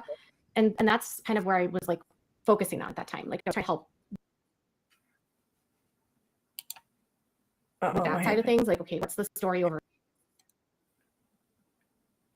Now I forgot what I was going to comment on. God damn it. Oh, that's right.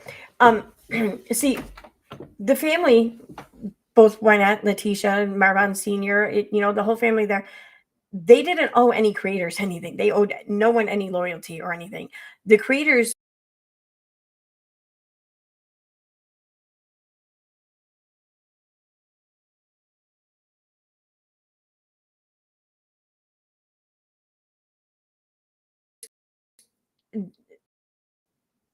didn't really owe them. Oh, Katie is acting as though, see, whenever Katie would hear these things or whatever, how she's being told out, the family wants you to stop talking, or you're not even talking to the family. What she would do is she would run back to whoever it was and say, why do these people keep saying that we're not talking? Or they say that you don't want me. Do you want me to keep talking? I mean, do you want me to stop covering? Like, they don't want to deal with it. The whole point is, yes, no, we want everyone to keep talking about it, but quit bothering me with your fucking insecure shit here. We ain't friends. We're not fucking friends. You're profiting off of my giving you information, and I'm benefiting because I get to get this out there, but she acts like she's owed shit. No, you're not. It's not. We're here. So I kind of like wasn't really paying attention to what was going on with Letitia, because I kind of felt like, well, whatever. I don't really do the fundraising. I want to know what's happening. Like I got the police report, I got the full police report. When I got the full police report, that was very eye-opening to me. It answered a lot more of my questions. The whole narrative about something wrong happening to him, or that started with Marvin Sr. He's the one that went there first. And Letitia was getting all of her information about him, about Vaughn, through Marvin Sr., because she never went there. Because Wynette was texting and keeping Letitia informed. Correct. Okay. So anything that Letitia was telling anyone else was coming from them, as far as I understood, because she wasn't speaking to Dre, and she didn't see Vaughn in the hospital. So the whole idea that something had happened was this sort of belief by Marvin Sr. and Wynette. And they talked about this like ligature, and then people kept talking about like you can look at the photos that Dre posted, you can see it. It's very clear where it is on his neck, and it's where it would be if you were to do something to yourself. He used a very thin rope. You don't need to have a thick rope to do what you did, and you don't even need to hang. Okay, all right. I'm gonna skip through that. Sorry, I forgot that was coming up. But first, because I just saw. Going to check my chat here. Thank you so much for the super chat. Pretty as a penny does. Great job on all of this, Aaron. Thank you. I'm glad you're enjoying it. Thank you so much. All right. I'm gonna just jump through here a little bit. I'm going to try to anyways. I keep getting to again.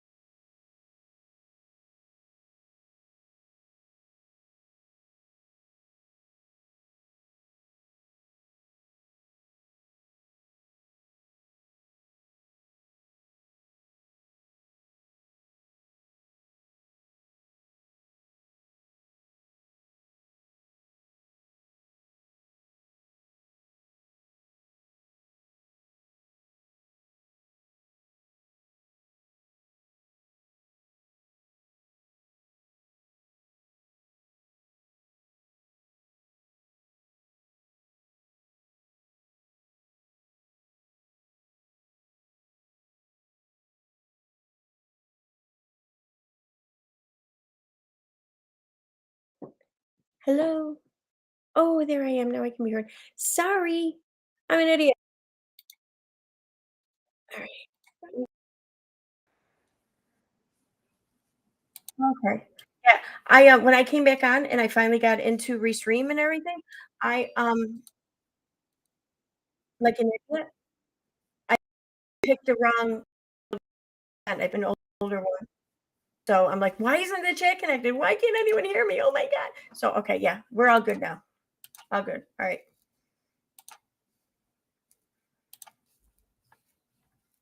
All right. Pulling up the stream now and we will resume playing in just a moment.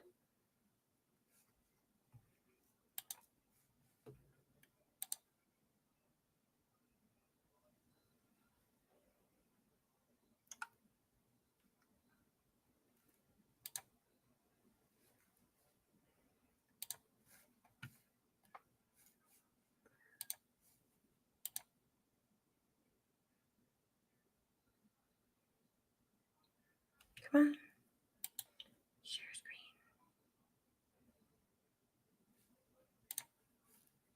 Okay. All right, resuming now. To hang. I don't think people even realize that. Like, why is it so low though now? I can't hear it now. Multi device. Oh, that's probably why. All right. all you need to do. Anybody needs. I'm sorry. Trigger warning, but you don't need to. You don't need to physically hang yourself. Okay, that's right. I was going to skip over that. My bad. Was on in her brain. I don't want to speculate. In Molly's?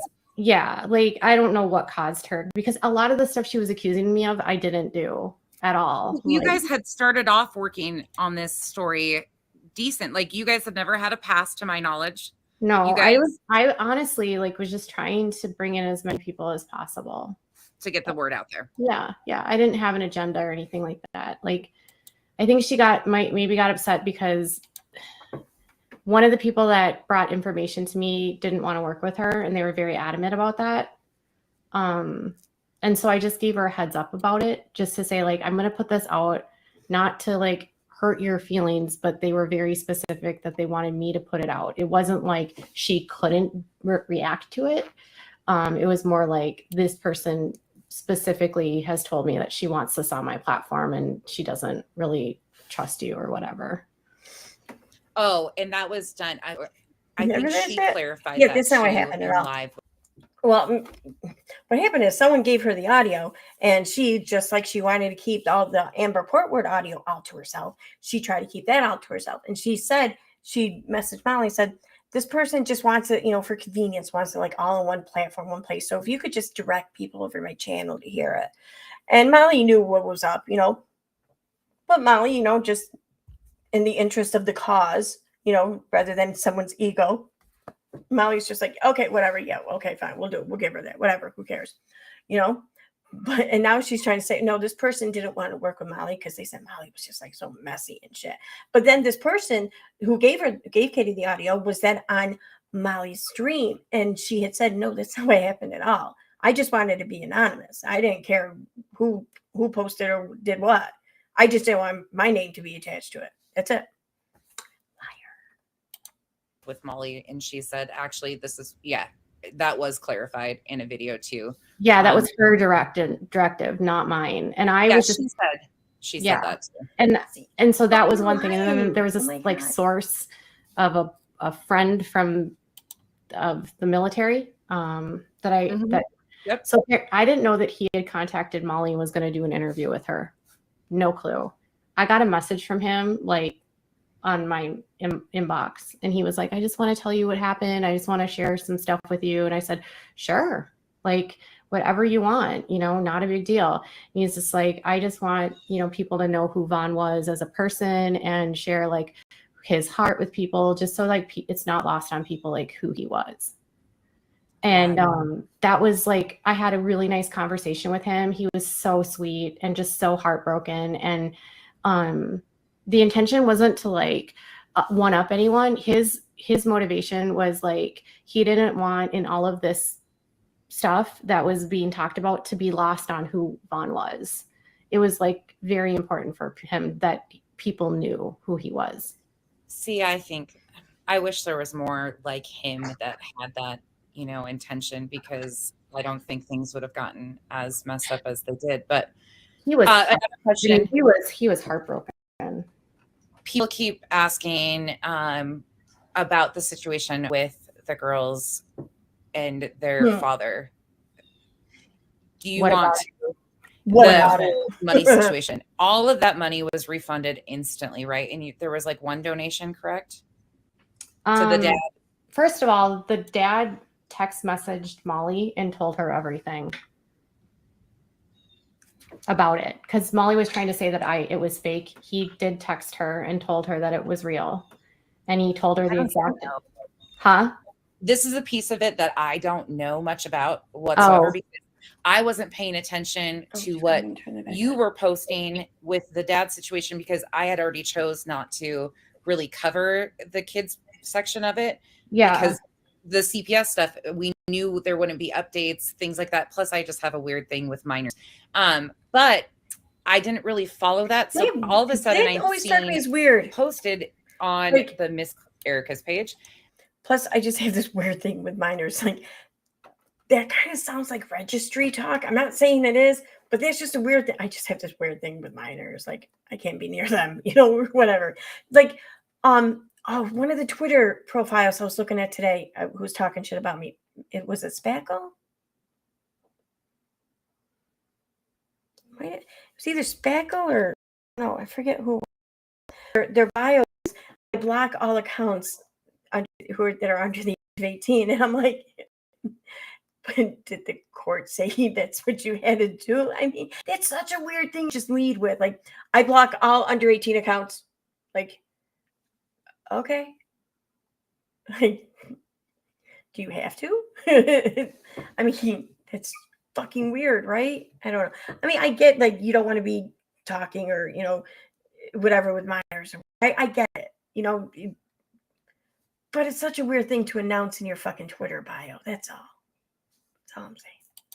That you had created a fake fundraiser and that the dad had never contacted you, something like that. I'm paraphrasing, but you were being accused of creating a fundraiser without permission, correct? Correct. And that was after I was basically exposing the other side was happening. That's after you. Okay. Yeah. Yeah. And so what happened was a friend of Abba's had reached out to me and was just. It was basically after I had exposed the other side of what was happening. But yeah. Nah, because remember the DMs she was in with one of the admin when they were telling her, listen, Katie, knock it off, knock it off, knock it off. And this was before, like, she had her big falling out with Marissa. She was just saying, I'm over here on behalf of the kids. I'm reporting on behalf of the kids. The story's, it's all about the kids. You know, I've been working with the ex-husband. I've been doing this. I've been doing that. No. So she hadn't exposed anyone yet, you know? So it's like, she's got her timeline wrong there. Just looking for some information to help them with their custody case. And it was mostly just like looking for videos and that kind of stuff. And they didn't want to be identified because they really didn't want to have to deal with like the doxing. I mean, and I guess you can't really blame them because at that time, like everyone was being doxed. And so they were just like apprehensive to really talk to anyone. And Abba really didn't want to speak with anyone. So I was just trying to help from that respect. And I wasn't trying to be like, you can't speak to anyone else. Like they were just like, he just didn't want a lot of stuff out there about his kids, you know? And I was just trying to be really mindful about that. And they started the court case, and then the friend was like, okay, I talked to him about this fundraiser and we might do this or we might do that. And I honestly brought up the same issues with them. And I said, maybe you should do. Okay, so 105.24. Oh, shit. What was the timestamp I get before?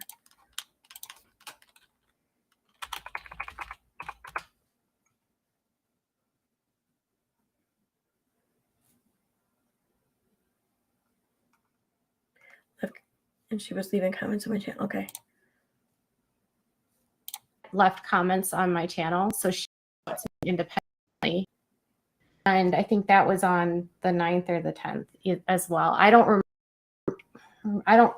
yeah, it was. It's expert, yeah. I don't remember, yeah, I don't remember the exact dates. You posted them all. Did I?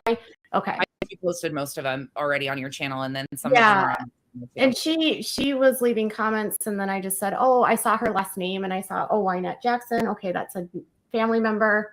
Mm-hmm. Then she contacted me. We spoke on the phone, mm-hmm. And then no, because I have this. I have a screenshot of their messenger communications, and the person who initiated the conversation, she's right about July 9th, but Katie's the one who reached out to Wynette. She said, Wynette Joy, I saw you commenting on my YouTube. And then Wynette replied, and then that's how it started. Like, Wynette didn't go seeking her out. She just commented on a fucking video. Like, okay, whatever. It's mean to be, I don't know, not, it is what it is. I didn't have any idea, like, divided family. I didn't realize that Letitia and Wynette didn't really get along. I didn't have any I was at this point just trying to speak to as many people as possible about the situation. Mm-hmm. So I didn't have like an agenda. I wasn't there for Letitia. I wasn't there for like Wynette. I was literally just trying to figure out what happened. Yeah. Yeah. Just tell the story of what was. And I was trying to be as like unbiased as possible. And of course, like, I'm being sent all of these videos by admins and told like this and that about Dre, and you know, I'm talking to Eve, who and then having conversations with Tony a little bit, but mostly with Eve.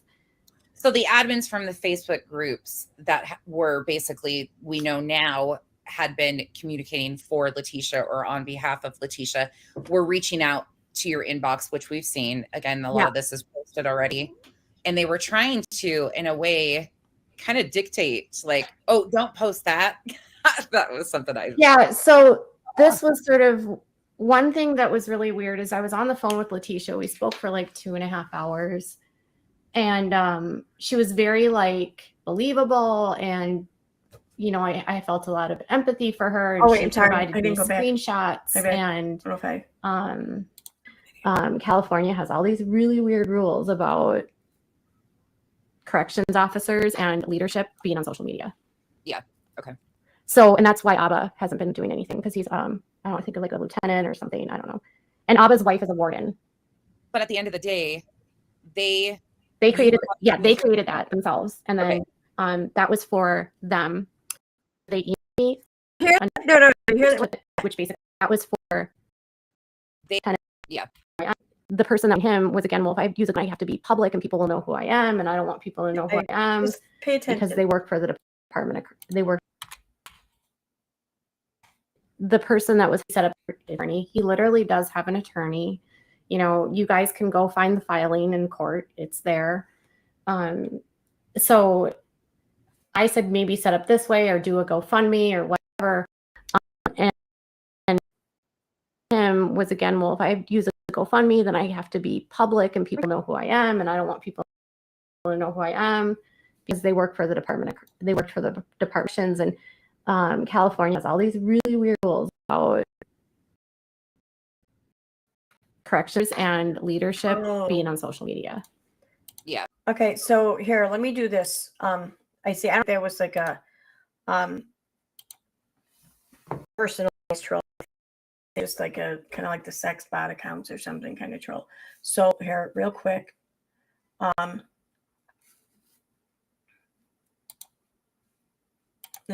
gonna change the chat to subscribers only, not members only, subscribers only, and you only have to be a sub for a few minutes in order to comment. That's all. So it's not a big deal. And as always, you know, if you decide you want to not subscribe afterwards, then that's on you. But I hope you can just learn to live with yourself. I'm kidding.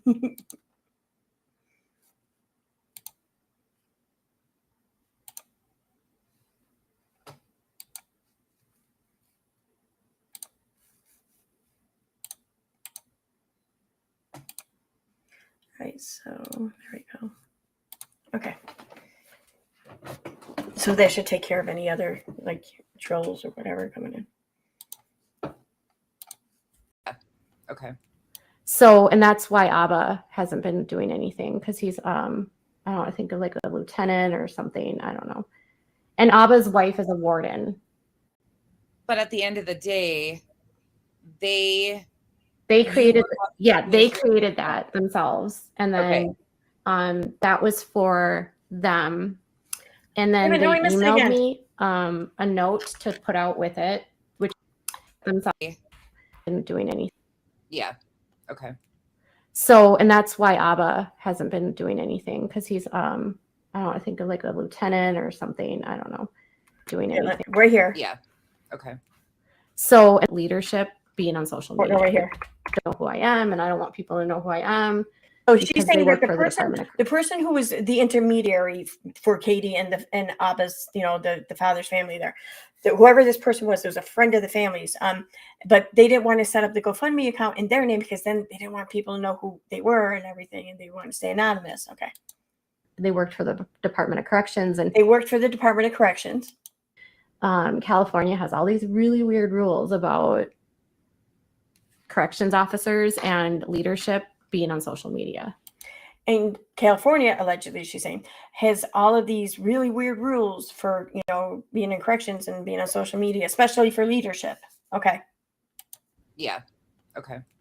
So, and that's why Abba hasn't been doing anything, because he's, I don't know, I think like a lieutenant or something. No, she's saying that's why Abba hasn't been, on social media doing anything, because he's like a lieutenant or something, I don't know. And Abba's wife is a warden.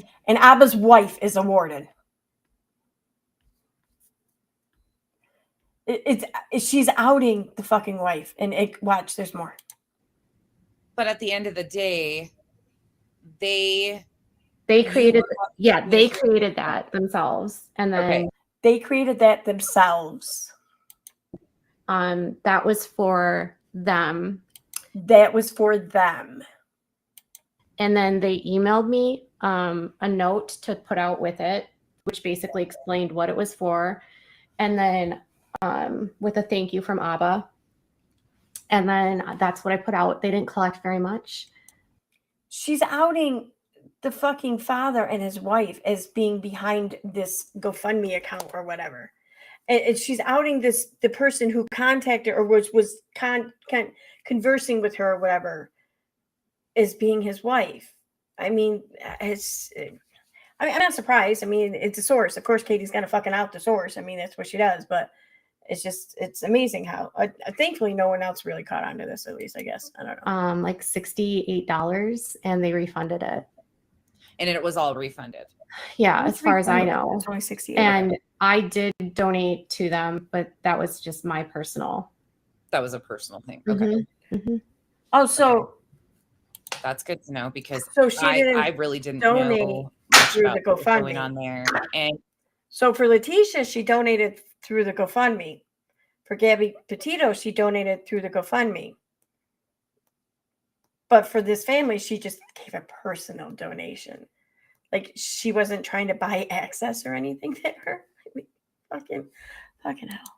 Are you still... So Molly has said that Dad has basically stopped communicating with everybody at this point in time. And just so everybody knows, Nonsense has never spoke to the girl's dad. I have no intention to, or the stepmom or anything. So I know anything on there recently that all communication with you and possibly her. Well, I've never spoken directly with him, only with like, but I haven't tried to contact them. They have a court case now, know. Right. That's what I was going to say. So they don't need to. They're not trying to do this through the media. For that is about the kids. So do you know if he was ever contacted by the media to do an interview? I don't have a clue, honestly. They didn't ever mention it? Okay. I was just wondering. He didn't want to speak publicly. He did send a text message to Molly because she was trying to like talk crap about me. And so he like basically said to her, like, I don't want to talk to you anymore. Please stop talking about me. Stop talking about my kids. Like, just stop.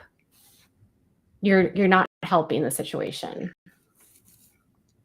And then that's she's accepting every here.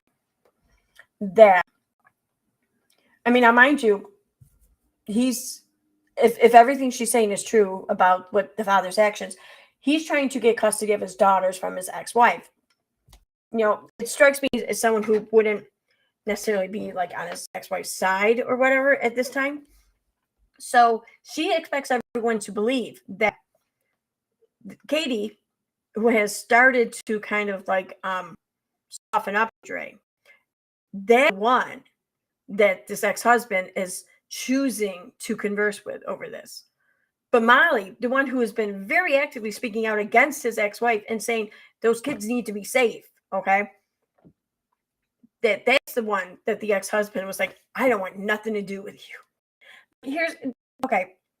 From the sounds of it, the dude is not at all into Dre. I think he told both of them to fuck off, you know, and probably rightfully so. I don't know. But that's what happened. I think, though, Katie kept trying to overstep her bounds and try to push along, or maybe the ex-wife even went behind the husband's back, just try to get some help. Or maybe they're grifters and they saw a chance for a cash grab. I don't know. But I don't think that the ex-husband was willing to work with Katie in any stretch of the imagination either. We've seen her kind of go on the defense with him too. Yeah. That's what she was like, I knew where your kids were and that whole thing. Yeah, that was because he sent her a text message to leave him alone, basically.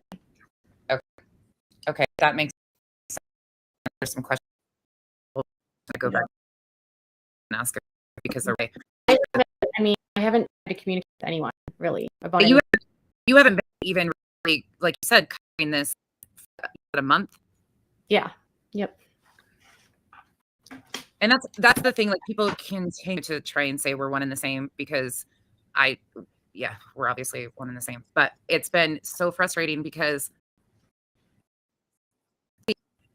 you know, we're still piecing together a lot of this. Like nobody has 100. Wait, I'm looking at the comments here, and Mucus here says, Von's bio mother scammed him for his taxi business. So you think she won't scam in his name?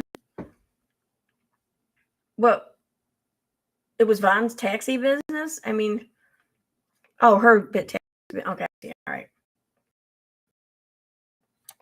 100% solid facts. Yeah, and that's the part. And just so everybody knows, an interview did happen with Marvon. We know that. It has not, at this point in time, it will not be airing. It might change in the future, but right now it's not. You can't, social media is not an accurate source really for media. Like you can't really. Well, here, when it comes, you can do like pieces. And I mean, for a lot of things, like if you look at my channel, a lot of my stuff, I do some true crime, but I'm not a true crime channel. I cover a lot of cults and like religious abuse and that kind of stuff, but I don't always get involved when a crime gets involved. And when you're going to bring a crime to the news like that, there actually has to be an arrest, and there was none of that, and that's why no one was taking it. Doesn't have to be an arrest. Yep. Fine. So they're waiting for police, you know, on police, if police were going to arrest anything. But when I got the full police report, circling back to that, it answered a lot of questions for me and made me realize, like, okay, this actually is pretty much what it said it was. And there's a lot of the excuses being made for like, she's going to do this or she's going to do that. It came from Marvon Sr., I think, came from a lack of transparency that he received. So he had to fill in blanks, I believe, about what he thought happened. And I think, you know, I heard you guys were talking last night. I think I heard this.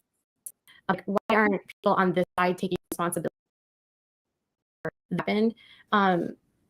Because relationships, when they break down, it's always two sides, right? You know, and it's like there's always what Vaughn would say and what parents, or his biological parents would say, and there's everyone's feelings are very different. And I think Vaughn was working towards restoration with some of his family members more than others, but I think he was very guarded and it wasn't like all in.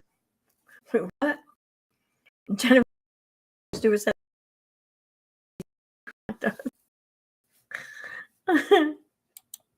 in kind of thing. But I think his dad, who didn't with him growing up really at all because he was in and out of prison, and never had custody of Vaughn. Vaughn's last name is Jackson. I just don't know if people even know that. Before, you know, he was adopted when you started covering the story. I did not realize, because Letitia told me that that OC basically like stole him from her. Okay, the grandmother. Yeah. So you told that same story after you connected with them. Yeah, but then I looked in the court records, and she did have some charges. She had more charges than what she had let on about. And I didn't know that it was necessarily relevant to put all of that out. I just wanted to look at the adoption side of things. And he was adopted when he was like, I don't know. Wait a minute, what? And I didn't know that it was necessarily relevant to put all of that out, or charges. Yeah, but then I looked in the court records, and she did have some charges. She had more charges than what she had let on about. She said court the old ass court records of her, all these criminal charges or whatever she allegedly has or had, which from what my understanding is that I don't know how many charges there were. There was one actual, like, well, no, I don't know what she was arrested for, but there was one charge I'm aware of, and there was a conviction, but with an agreement that if restitution or whatever was paid, yada yada, that it would be dissolved. It would be taken off her record. This is why she doesn't really have a record anymore, and that's the only one, from what I understand. Okay, but I just want to point out though that Katie Joy says that she went looking into the records, and that's where she found this. Just I have a this. I didn't know that it was necessarily relevant to put all of that out. I just wanted to look at the adoption side of things. She was trying to look at the adoption side of things, but she says she didn't know that he was adopted at first. Okay, so how did she learn he was adopted exactly? But while looking into Letitia's criminal history background, then she learned of the adoption? Or did she learn of the adoption and then Letitia told her how the adoption happened, and then Katie still went ahead anyways and looked into her criminal past? Like, she's not fucking, she's full of shit right here. She's trying to make it sound like it was just all happenstance, and it's because of Letitia that she had to go looking or whatever. Bullshit. And he was adopted when he was like, I don't know, little. And she was in and out of prison during that time. In and out of prison. She was never in prison, and I don't think she was in and out of anything. She was in, then out. If that's what you mean by in and out, then okay, yeah. So that's how it was put to you, that he was adopted basically because of other issues, possibly. Like she lied about not Letitia or something like that. I don't know. But OC went through the courts. She wasn't married to Isaiah McCrae at the time. She was OC Dennis, and birth name was Marvon Sims, which was Letitia's maiden name. That makes sense. More. Oh.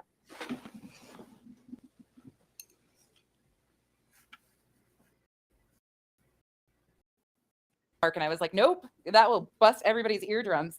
So that's a huge piece that people, even the creators, didn't know. And then you were getting information straight from the family. Yeah.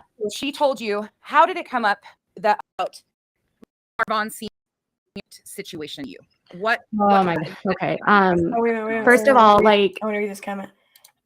Angels Among Us 95 says, which, hi, by the way, says, I distinctly remember on a Facebook Live of hers reading comments where when me were refunding money, they were for a refund money sent to her that she was collecting for the father before the GoFundMe was created. Really? I wonder of her Facebook Lives, like even the ones that she did since then. I wonder which one it was. It had been around that date. Okay. Oh wait, I played the wrong one. I knew that rehab, but we like guarded about it. Like she told me that she was talking about him once and it slipped, and she said something like, well, I have charges on my ex. Like, I don't know if they're actually together. I don't know, because there's an order of like no violent contact between them. He's supposed to be in a treatment facility. The program was supposed to be like 14 months. That's what the court records show. And if he didn't complete it, the agreement with the judge was that he would go to prison his full sentence, which I think was like 10 years. Letitia told you this?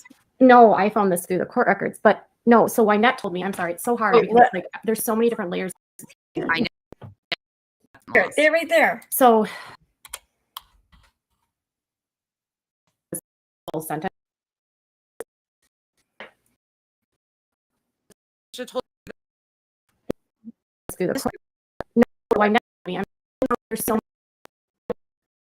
See, I just like that, and Letitia said, and it's if nonsense, it said, so Letitia told you this, but no, why not? Or yeah, or you know what I mean? Or like, no, Letitia told me this, or I mean, why not told me this? You know, something like that.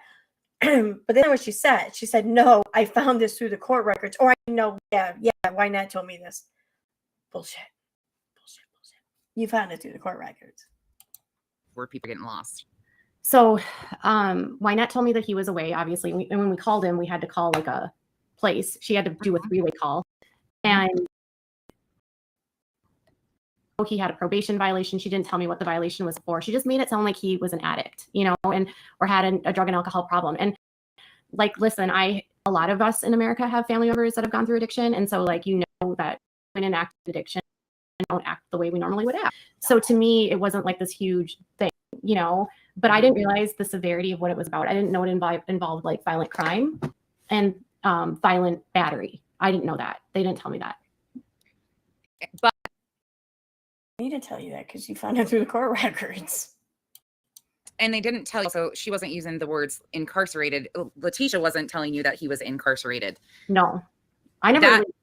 See, again, nobody was owed an explanation on it. No one owed this information. It was none of anyone's business. Given the situation, how it's it's an advocacy kind of type of situation.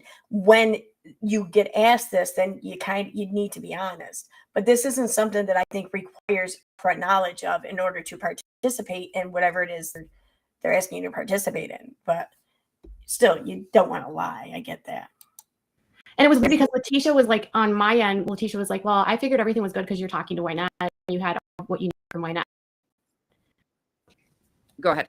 So Letitia was like, well, I'll just, you know, I can talk to Molly. Wynette can talk to you. It'll be no big deal. Like, that's kind of how the way that it was like, it was never like, oh, we're not going to talk to you. I figured you were good with Wynette. I remember that specifically. And I was like, okay. Angel 5 says, I've tried to find it through people who record her lives, but can't. But I don't know how to contact a lot of people. I'll see what I can find. Because I got a bunch of her Facebook lives. Like when she, right before or right after maybe Dre came back to social media, she made a show of taking this big stand of, I'm removing this content, you know, this is wrong, whatever, you know, I'm wrong, whatever. But before when she did that, she didn't remove anything from Facebook. She only removed it from YouTube. So at that point, I went through it and I downloaded like all the Facebook videos I could find. So I might have it. She did a bunch of the Facebook videos, but at that point she did it. Yeah, I mean, but then she's telling Wynette, like, don't talk to Katie. And then she's telling Molly, she hasn't talked to me, you know? So there was so much miscommunication. And then I had the admins trying to like control what was being put out. And circling back with her on that day, while I was on the phone with her is when Dre actually text messaged her. So she received that text from Dre when we were on the phone. And that is the one somebody else wrote for her, correct? Well, you might not even have seen. Well, no. Did someone write the text for Dre to Letitia? Oh, no, the response that they sent back. Oh, yeah. She didn't respond to her while I was on the phone, but Dre had sent the message. And I was like, so far. Yeah. And so the way that it was described to me, it was like, well, Dre's a narcissist and you can't negotiate with terrorists, basically. Was it put to you as blackmail at that point in time? Do you remember? Yep. I was like, what are you going to do? I mean, she's letting you. And so when we're on the messages are on the page too, if anybody wants to see them, the messages about who wrote the response to Dre's messages, just so in case anybody saw Katie. So anyways, I get the ad. But long story short, Dre sends those messages and so we're talking and, you know, she's sending me all these different communications with Dre. And it's weird because the communication with Dre looks really cordial.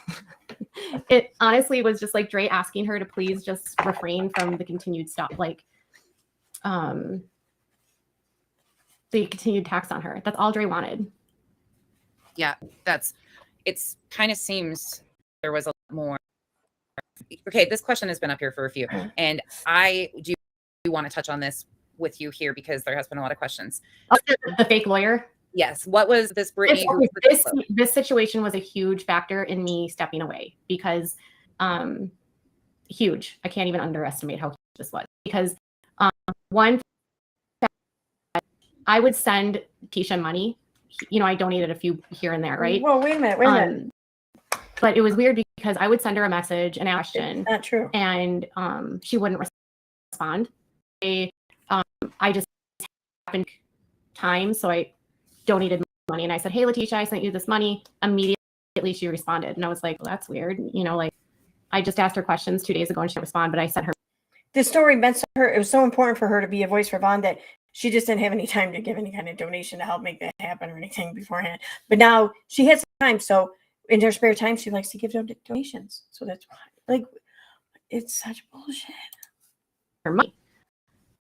And it was just kind of like that. Like she would only respond if I sent money. And that was sort of like another thing where I was like, well, this is weird. Why is she only responding sending her money? But that wasn't enough for me to be like, she's a scammer, you know? So then Brittany gets involved and I interviewed my channel. I didn't know who it was, by the way. Brittany. Then we're finding a lot on this situation when we're done talking to Katie, but I want Katie's what she knows and what she was told. Okay. So what was so Brittany? Yeah. She was in my chat. That's it. That's all. She popped into your chat and hey. Okay. Yeah. And I just brought her up on the panel and we talked and then like I don't know if, what was this? It was the July 13th or 14th. She reached to me on text message, on DMs and Instagram. No, Facebook, sorry. And by this time I had been working with other former mods of Dre's. And so they kind of me and Brittany about her history, taking pregnancy. And yeah, and she had like from the community.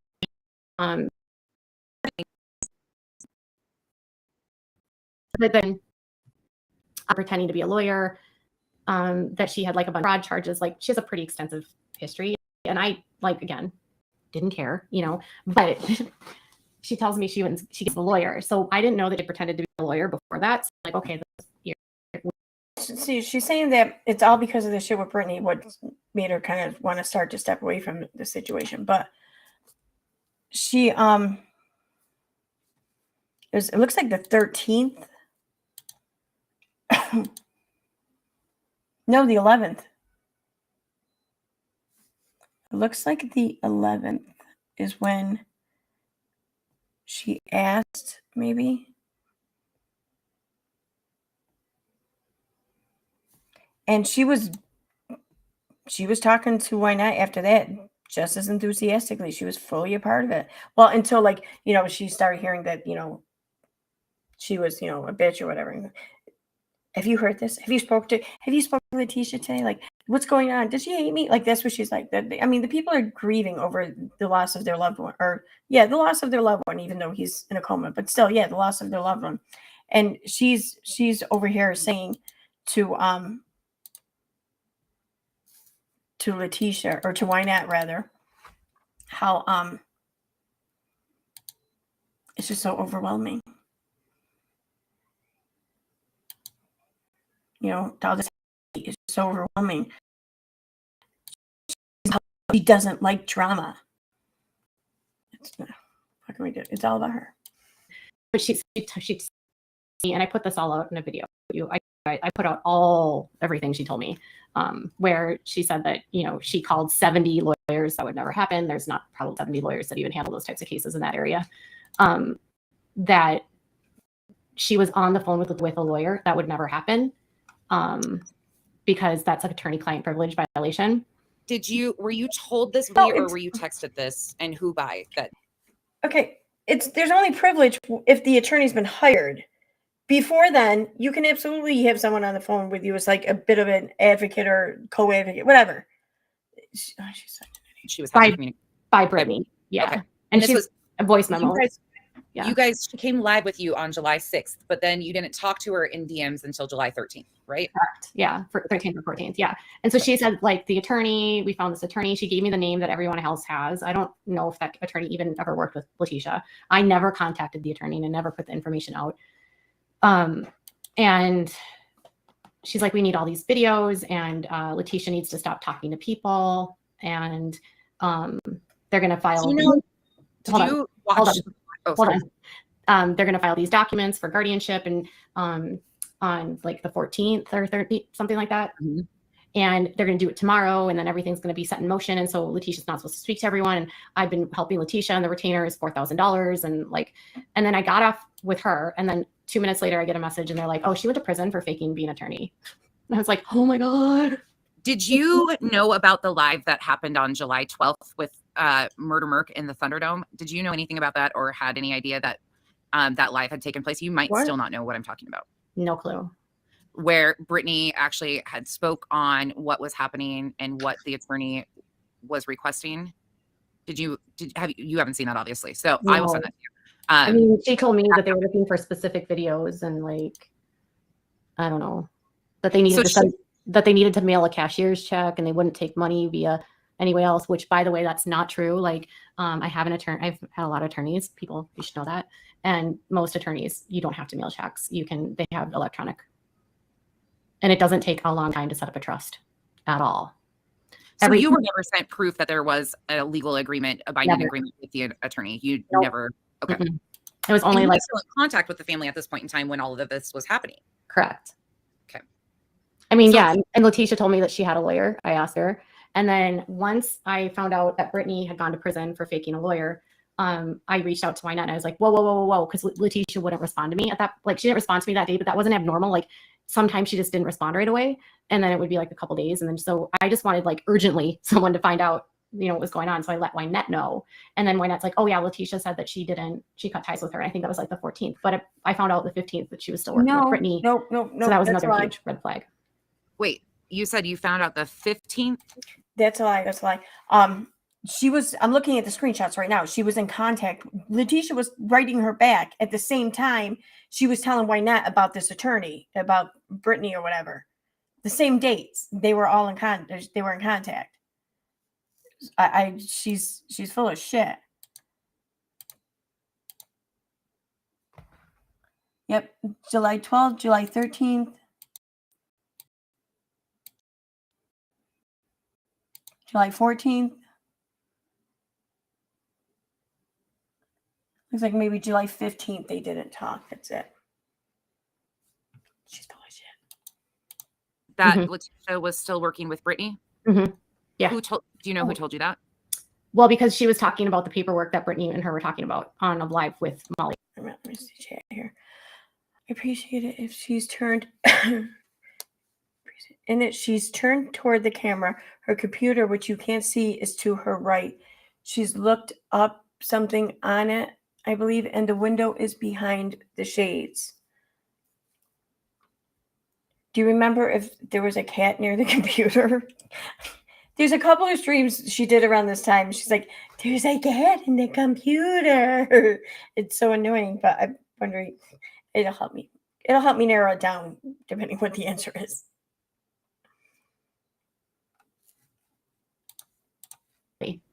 Oh, so then Letitia, okay. So then Letitia goes live on Molly's channel, and it was like right before she went to file to go to Arizona. And this was another thing that didn't make sense to me, is if you're filing all this stuff, then why are you running over there now to go if you don't even know if you can see him? And then she saw him very quickly, which again, that would never happen in court. I don't know if you know anything about how backed up courts are, but you would never get a hearing like that. It just doesn't happen. Maybe, I don't know, but it doesn't matter because they didn't have a hearing for her to see Vaughn. This was just something a lawyer just helped facilitate for her. There wasn't any judgment needed because they were able to facilitate it themselves. Why is she? Nothing was filed. You wouldn't get a hearing that quick anyway. So she's lying about it all. Like, yeah. And you've never been able to, in your independent searches whatsoever, find any verification of any paperwork filed on any of this, correct? No, because a week later, Letitia admitted she never filed it. But on the 15th, she said she filed it. And you were told when you first started talking to them that Dre had an order that prevented Letitia from seeing her when she went to Arizona that first trip, correct? Yes, but Wynette told me that Letitia had a warrant, and I don't know what the truth is. Wait, Wynette told you she had a I warrant? don't remember warrant. Oh. I remember her saying an order or something like that. And I think maybe Letitia thought maybe it was like a restraining order or whatever, but from the sounds of it, it wasn't even anything done in courts or whatever, but it was done like maybe in the hospital or with hospital administration or something. And Dre, I mean, I don't remember anyone ever saying a warrant. And how do you have a warrant? Wait, what? I got to hear that again. I don't know what Arizona to them that Dre had an order that prevented Letitia from seeing her when she went to Arizona that first trip, correct? Yes, but Wynette told me that Letitia had a warrant, and I don't know. Letitia had a warrant for what? From Dre? Like Dre gave Letitia a warrant? What the truth is. Wait, Wynette told you she had a warrant? Mm-hmm. Oh, we're not sure she had a warrant. See, these are things I've never heard. That's the part. That's the thing is like there was so many. I'm kind of curious when Wynette said this because it's not in their DMs. So when did Wynette tell her this? I'm kind of curious about that. It's not there. Different stories, you know. So you have her alleging a warrant. There was no evidence of a restraining order at all. Oh, so anyways, but you noticed like, hey, there's a lot of family issues here and something was Yes, correct. So there's like Wynette's calling me crying because Letitia's yelling at her. Wynette's telling me that Letitia never went in early July. I still don't know if she did. I'm not making any claims of any sort. She says that Letitia threatened to kill her. You know, Letitia's in DMs now on your page saying that she came out of character, and it's the same day that Wynette called me crying. So something happened that day. I don't know what, you know, and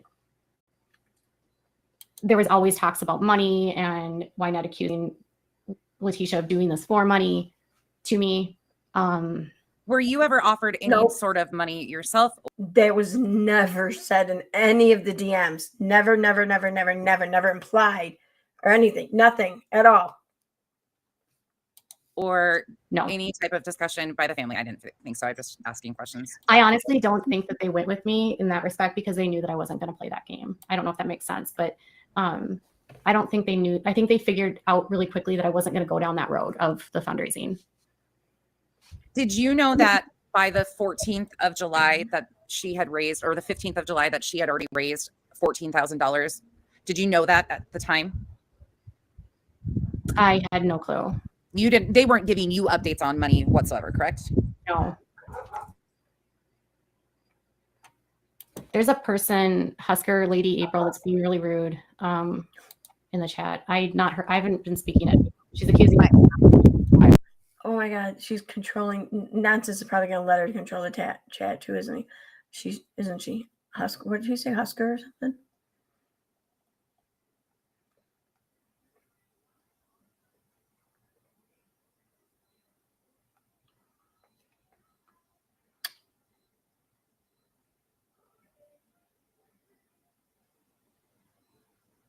Oh, Husky. Okay.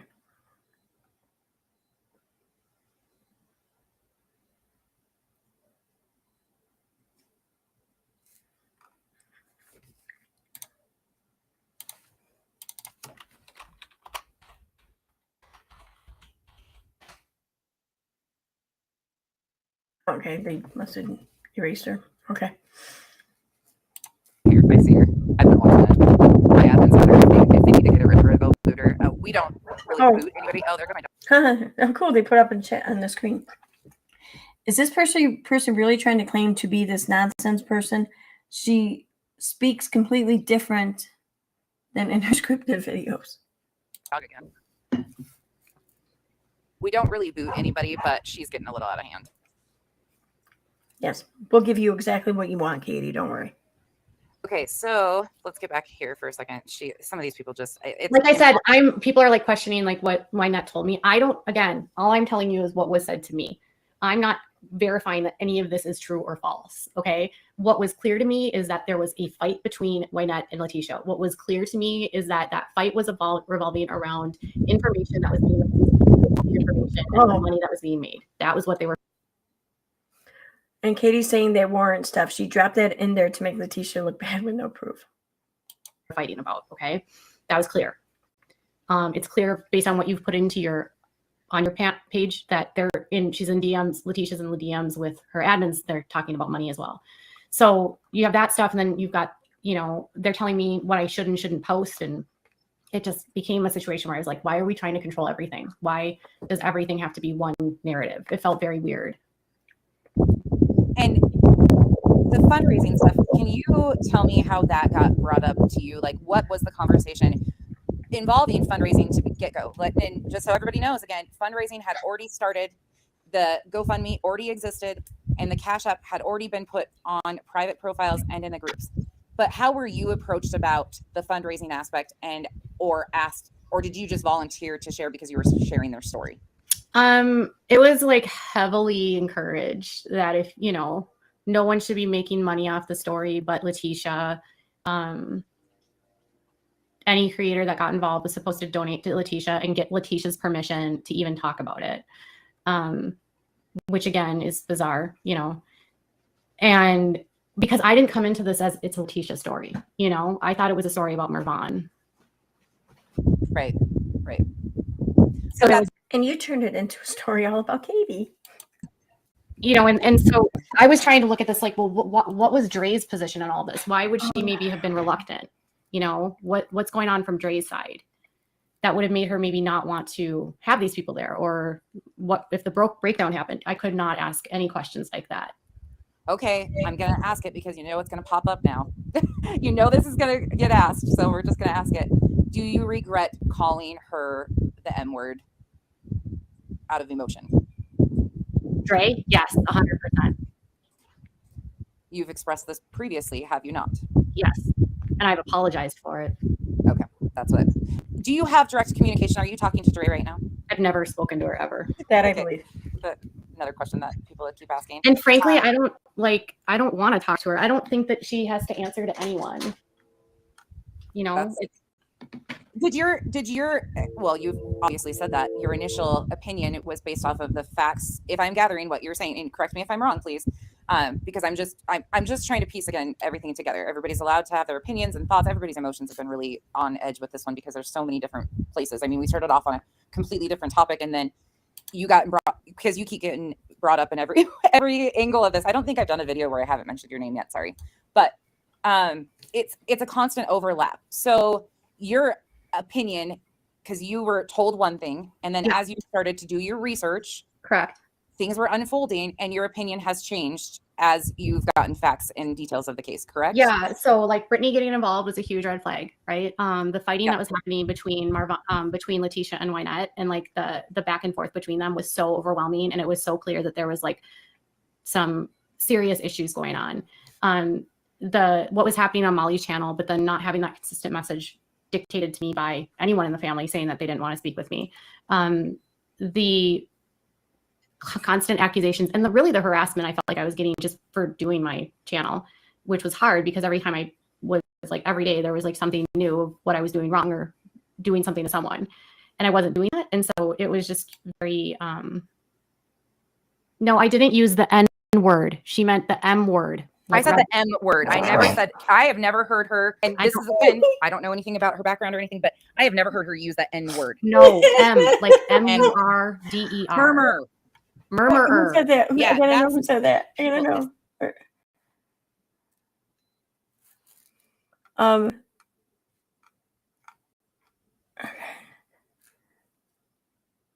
The M word, that's okay.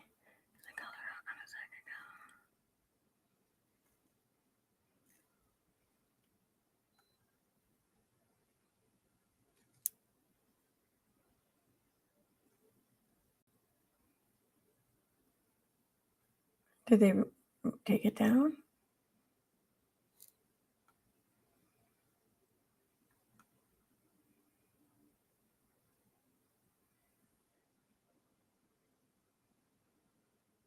Yeah, they must take it off.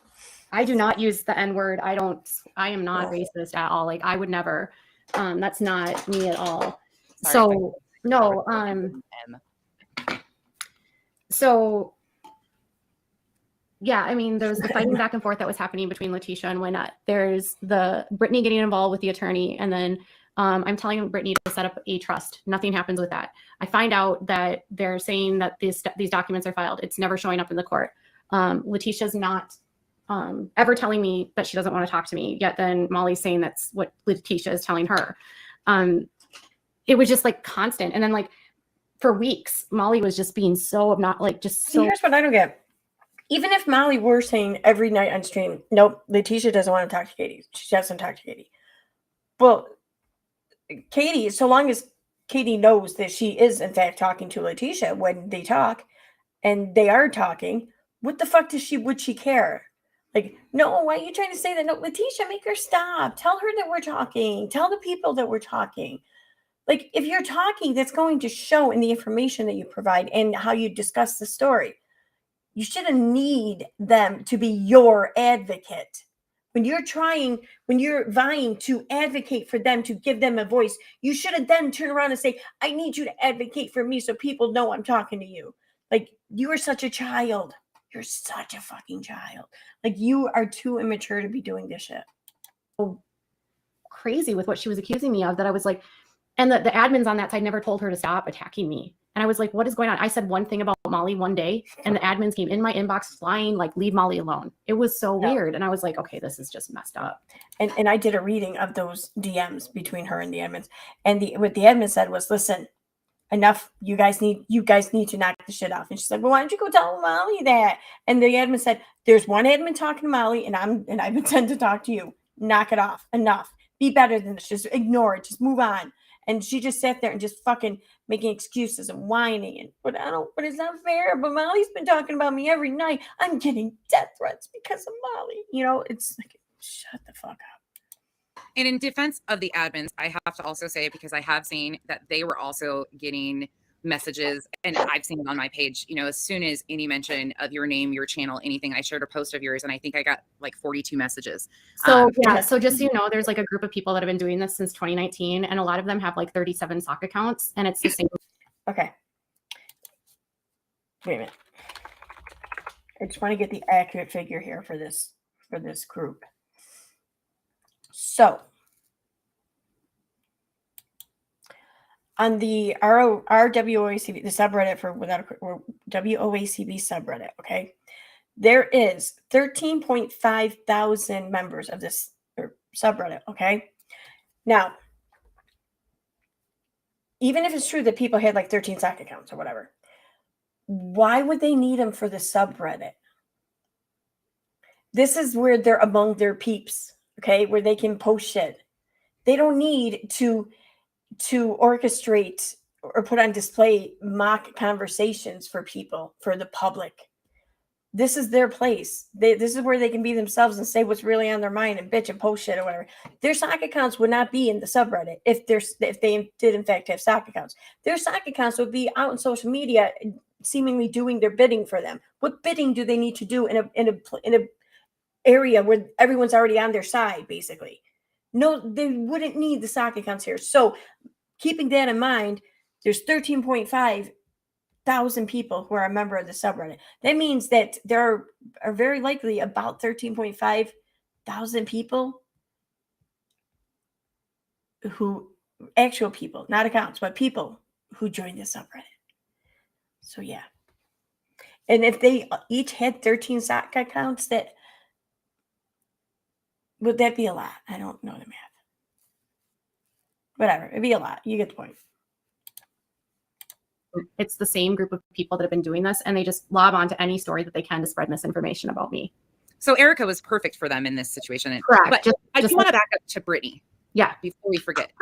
So you didn't know that, because I need to, this is a piece that I've been wanting to clarify, and I haven't even clarified it to you yet, because Brittany and I both have crazy schedules. But Brittany, and I've seen the text messages, Letitia, and you didn't know this from hearing what you just said, Letitia was having Brittany advocate on her behalf directly through things. Like, Brittany was asked to go up and give a statement that Letitia was going to be staying off social media and such. Yeah. And you weren't told any of this. I was told that she was supposed to make a statement that was, but no, I didn't know that she was advocating for her at all. You didn't know that Letitia had such a close relationship with her, or that that's the first person that had communication with Letitia? Not a clue.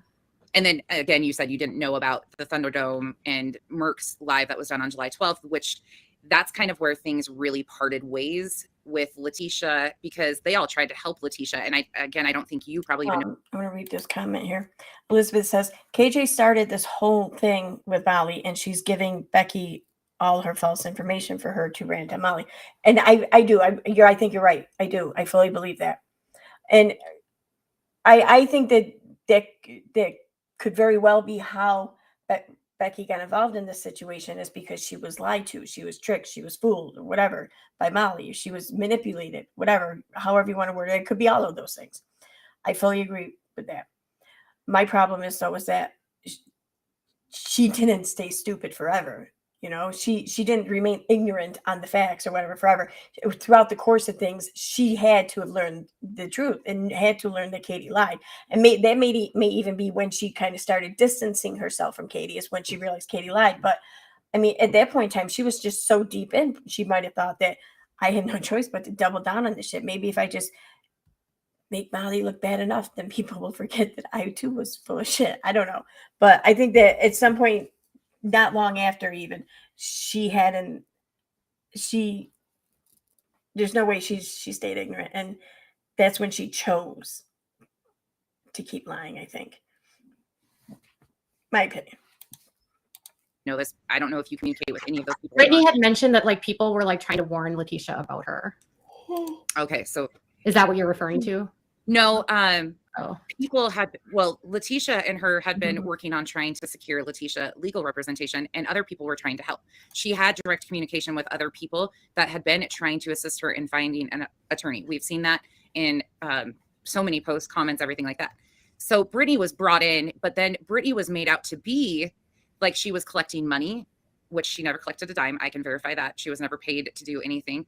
And then she was supposed to go up and make that statement. And as she's doing it, Letitia gets upset and runs to Molly. That's where things turn majorly in this story. So I think a lot of times it was reactions by her. And I gave her majorly upset to go up and make that statement to do anything. And then she was supposed to go up and make that statement. And as she's doing it, Letitia gets upset and runs to Molly. That's where things turn majorly in this story. So I think a lot of times it was reactions by her. And I gave her a lot of grace because she's going through a really hard time. Like I can't imagine having to deal with the emotions of having your son on life support. But, there was a lot of times where it just felt very manipulative, of just manipulating information, manipulating people, pinning people against each other. I mean, seeing the chat where they're all like blaming me for things is like wild, and seeing how Letitia was literally talking about me, but then in my DMs, like she was being so nice and sweet. It's jarring. Yeah. There's a lot. I had no clue she was saying those things about me. None. What? Yeah. And then you were being fed information about Brittany from admins and other sources. And it's her criminal. They were news. Because she was saying these things about you, that means that she's scamming everyone. I mean, she can talk shit about you. She doesn't owe you anything. You're not entitled for her to not talk shit about you. Stories about what Brittany did. Okay. Well, right. But you were getting this information from other people because they were like, oh, this person's involved. Correct? Yeah. And could potentially make a mess out of it. Yeah. Yeah. This has been an ongoing issue because there is literally 79 layers. It went from 18 earlier to 79 now, because if you think about it, like there was just there was too many hands in the kitchen, and I felt like everyone was trying to get a hand on the money. That's how like cooks in the kitchen. It felt like everyone had their own agenda for money. And I got really worried about anyone donating if Brittany was going to be involved, because she has been involved in financial fraudulent scams for years. And you might have a positive relationship with her, but I wouldn't trust her with anything. And that's fair that you can have that opinion. And again, I'll let Brittany, there's a lot more to that unfortunately, again, pieces are being missed because of the so many complications. So in my opinion, and this is probably totally different than what you have ever thought, but now seeing the information that was gathered, Brittany served a purpose to Letitia in the beginning of this. Yes. And I feel like that was kind of like what the whole thing was with everyone that got involved was that's how I feel too. Yeah. I feel like everyone was being used for information in some respect because she wasn't able to get any information of her own. So, you know, I guess I was being used for the body cam footage. I didn't know that. I guess I was being used for police reports. I didn't know that. You know, I didn't know anything. I was just trying to help. Letitia had the police report before Katie did. At one point in time, I found a post or whatever of Katie thanking Letitia for giving her the police report. Whatever. Okay. Did Letitia ever tell you, do you know, well, from what you were told by either Brittany or Letitia, did Brittany tell Letitia about her past? Was that ever communicated to you by Letitia or Brittany? No. Okay. Oh, Brittany told me that she told Letitia. But then Wynette told me when I told Wynette about it. My concern with Brittany wasn't that she could have had the best intentions. My concern was that her history was going to make people not believe her because people in the community knew who she was, knew what she had done in previous communities, and people were not going, she was going to muddy the situation. That was my feedback to Brittany is like, maybe you should just step aside because if Letitia, we don't want to add any layers of like her not having credibility, you know? That was my, you know. But then Wynette told me flat out, Letitia said that she's not working with her. But then she still was. But then, okay. No, she wasn't. So that was the 15th of July. Yeah. And then things had started to, and actually, truthfully, I think she had stopped talking to her on the 14th. It might have been the 15th. I have to look at the texts again. I have them, but it sounds like there was just a lot of confusion, but so you were getting stuff from every different angle, just like I have. And it was hard to sift through all of it, but none of it made sense.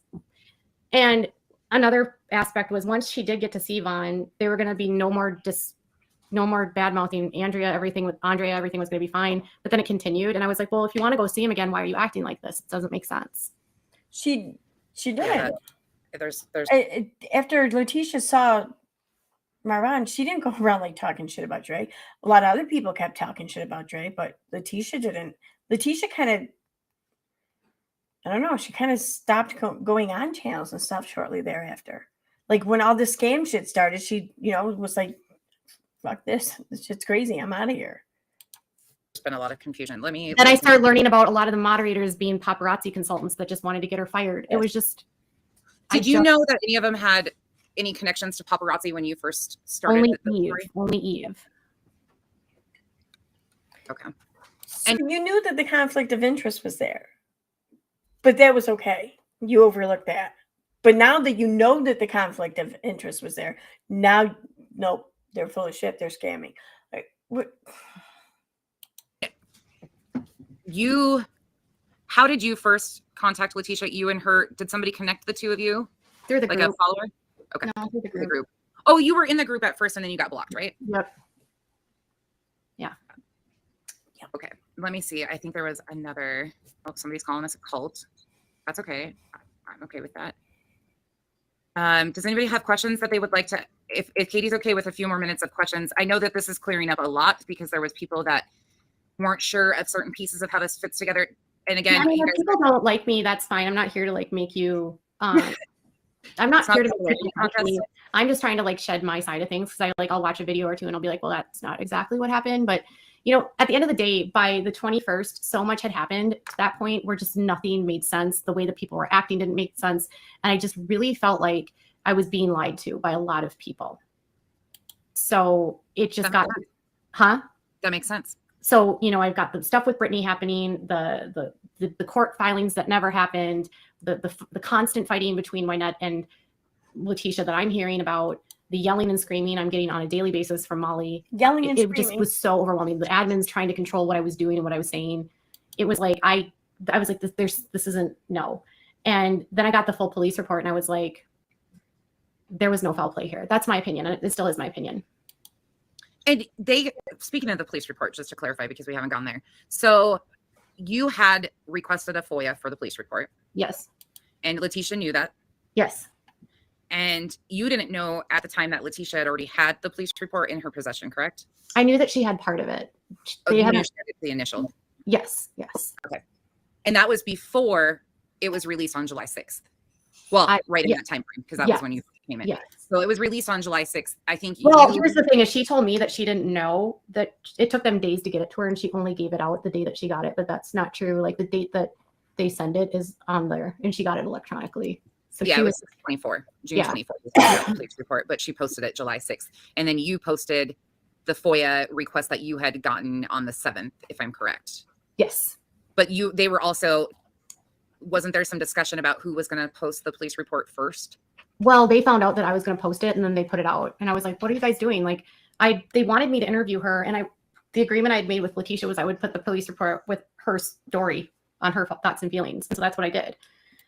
But they were like, they released it before I could even do anything. And it was like, there was just like things like that constantly. Like Letitia told me I could release whatever she gave me. She said she was an open book. Then I put out the text between her and Dre, and then she started getting backlash because it looked like Dre was trying to work with her. And so then I was told to take everything down. The next day, they put them out themselves. Yeah, because what happened was Letitia sure probably said, yeah, I'm an open book, meaning ask me anything you want and I'll tell you. Katie then put up screenshots that Letitia had shared with Katie. Now, Katie just said even that the first time that they talked on the phone that Dre was messaging Letitia, trying to, set something up or whatever, arrange something. So then Letitia, from the sounds of it, sent those texts to Katie, and Katie then put them up on her fucking, made them public. Like, how does Katie think that was going to help Dre along, especially with considering what they said? So, of course, Letitia's like, yo, what are you doing? She's like, well, you said that you were like an open book. Yeah, probably. Letitia probably said, like, yeah, to you, not to the rest of the fucking world. Come on. And then Katie was probably like, fine, I'll take him down. And then people had already seen him. So people were asking questions about, like, yo, what was that? Where'd they go? So then what were they supposed to do? Because if they kept him down at that point, then they would have looked like they were trying to keep shit secret. They were trying to do shit behind the scenes or just not be forthcoming, And that's probably worse. So then they just reposted them. Yeah. And now Katie's saying that, well, they just did this because, like, they just don't want me to get the AdSense or the income or whatever for it. Like, oh my God. So you took yours down and then they put them out. Yep. Did you use the word blackmail in your post when you put them out? I don't remember. I don't either. That's why I'm just asking, because the word blackmail was used when they put those text messages out from Dre. But again, going back to what you already said, Katie said that she was on the phone with Letitia when Letitia actually claimed she got the messages from Dre. Yes. I mean, she forwarded me all their communications. Everything was so friendly. I mean, there was no rudeness. It was just Dre saying, like, I just want this stuff to, like, this isn't going to be healthy for anyone. I think, honestly. So Dre saying to Letitia in these texts, my kids' lives are threatened, or I just want to be safe, or, so please stop going on social media and talking about this. I just want to feel safe, yada, yada. So Katie's response was, oh, I should put these all on social media because that will totally help give Dre some safeness, right? Like, she didn't know that, like, her doing that was going to cause a whole bunch of shit for Dre. From the way that I'm trying to imagine Dre in the situation is she's just trying to minimize anything negative that's going to be around her husband who's in the hospital. And I don't think I can blame her. I don't blame her. That's why I put out the negative shit online that can surround her and her husband while in the hospital. But I don't blame her. Okay.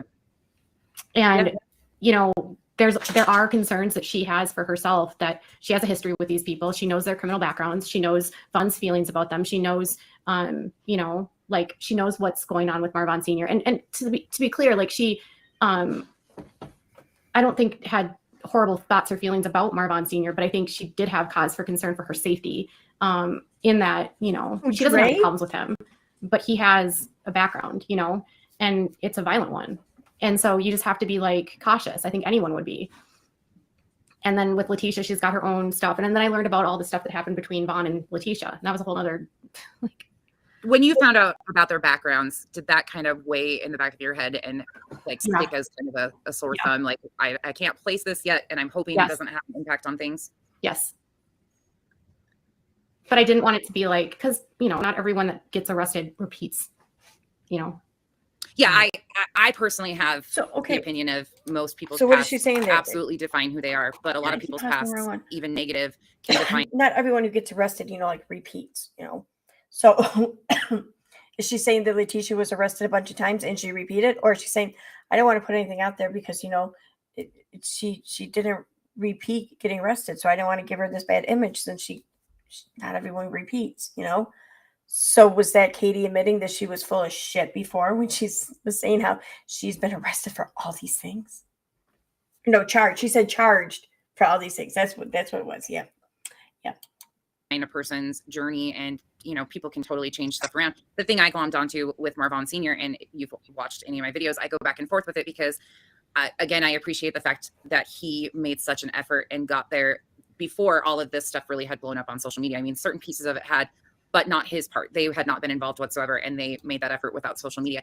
So again, my heart went out to them, of course, and everybody else, like Letitia too, the same thing. I think we all just saw a mom hurting at first, and that's how it was put out to everybody. This is a mom and a dad that have had some issues in their past, and they still shouldn't be denied to see their son, which I still agree with. I agree to this day that no one should be denied from seeing him. I mean, now I do though. Now I think that there's reason for cause, because I think things have absolutely transpired to a point where it's not productive for Dre to continue to try and bridge a gap there at this point, because it's been so toxic. And how is that helping Marvon or the children? It's not. And that was that was another thing, is like, if you really care about your son, please get offline and handle this privately. That's been my concern from day one. So was that your way of encouraging her to get offline and to handle it privately, was to put all of her fucking communications with Dre and yourself on blast?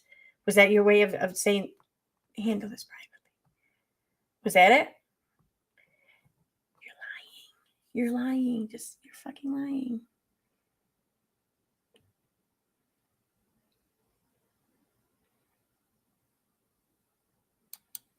Somebody asked again about the fundraiser thing with the kids or the girls' dad. Katie did clear up her part. She explained all of that, how that went down. If you guys want to see it, you can rewind and watch that, because she did explain all of that. And again, there's pieces of this that Katie doesn't even know. And I need to say this too, like, when Katie and me first started talking, neither one of us knew who the other was. Like and we still don't. She doesn't know who my identity at all whatsoever. And she's never asked me even. But she came because things were unraveling. Like, so our first conversation was, hey, I'm Katie from Without a Crystal Ball. And I'm like, hey, I opened my mouth and got myself in a mess. Like, I mean, it was just there was nothing, there was no ulterior motives. There was nothing. Wasn't asking me to nonsense.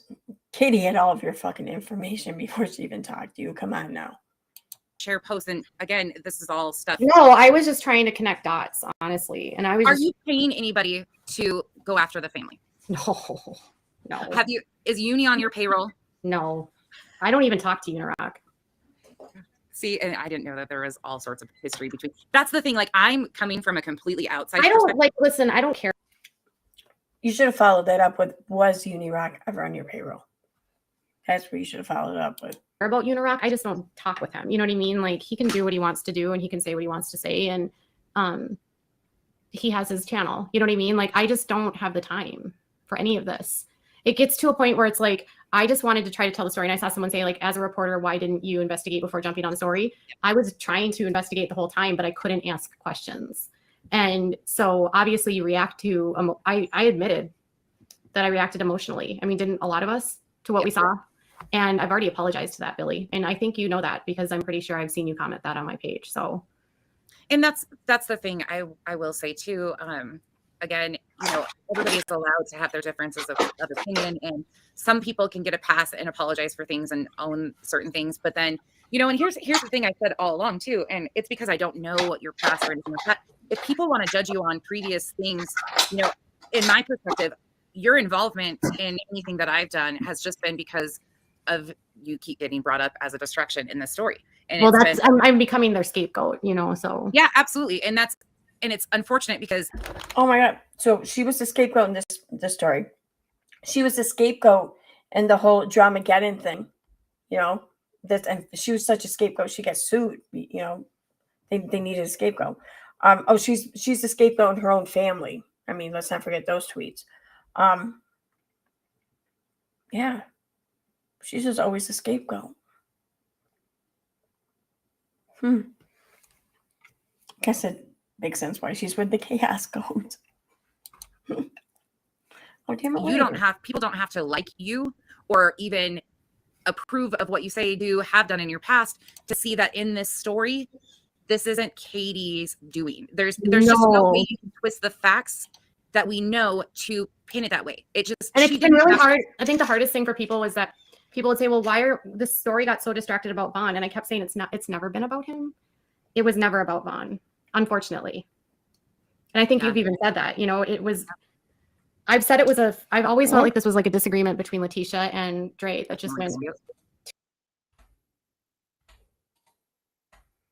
This story got so distracted about Vaughn, and I kept saying, it's never been about. And we all still are reacting emotionally. They got attached to the story, sticky notes. It was never about Vaughn, unfortunately. And I think you've even said that, I've always felt like this was like a disagreement between Letitia and Dre that just went too far. And do you feel like I love this. She was saying how Billy, I've seen you in the comments, whatever. Billy says, I've not commented on your page. No, she's seen you in the comment section, like on all the haters, places and on Twitter and everything else, because, all those places she says she doesn't go or ever watch. That's where she's seen you. What you reported first and foremost in the story initially could have fueled that fire? Oh, absolutely. Thank you. Absolutely. Well, nonsense. What about the shit that you were posting? Do you think maybe you helped fuel that fire? I mean, your posts are still up too. Just saying. That's why did Katie just take accountability? And you guys have all said that she'll never take accountability for anything. Oh wait, I must be on two different voices at the same time, even though we've been talking. Where's your accountability, nonsense? I mean, I noticed that you did take some accountability because, like, in your newer streams, you no longer tag, what's it? Veterans or Marines. You no longer tag that. You no longer tag the Idaho 4 on streams that have all about drama and nothing to do with any of these things. If you at least stop doing those grubby money grabs like that, with those hashtags. You at least stop being that grubby. You still grubby though. Problem is that you actually use your brain in facts and like you look at the situation. I will take accountability. I did for 100% fuel that. And as soon as I figured out what was going on, took every step I could to correct. Yeah. And I saw that. And that's why when people kept getting mad and like hating on me, I was like, but I can. Angels Among Us, liar, on video. Oh, liar, it's on video. I believe Uni is still on the payroll. He's simping for her regarding the 7M case. Yep, absolutely. And during all her lawsuits, she's always been manipulated. Exactly. Like, you're an idiot then. No one should ever believe anything you put out because you're so easily manipulated and so often, I mean, you might just be too naive and ignorant and kind of dumb to do this kind of work. I mean, you have to have like a decent ability to kind of suss out who's lying to you and what are lies and when, and you've landed yourself in several lawsuits in a very short period of time because you have an inability to do that. Maybe you should consider doing something else because of all the harm your ignorance is causing. Because even if you're 100% telling the truth and you really were manipulated and lied to, and that's why you were sued, and that's why things are settling because you're not entirely at fault, you should still know. You have to know and realize that you caused harm by being that naive in such a massive way and in a place where people look to you for credibility.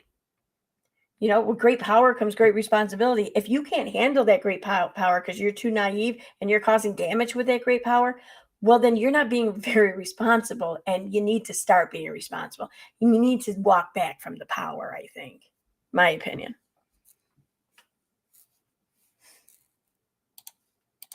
Prove what she's saying without, and here's the thing, and again, I think you have more information than I do.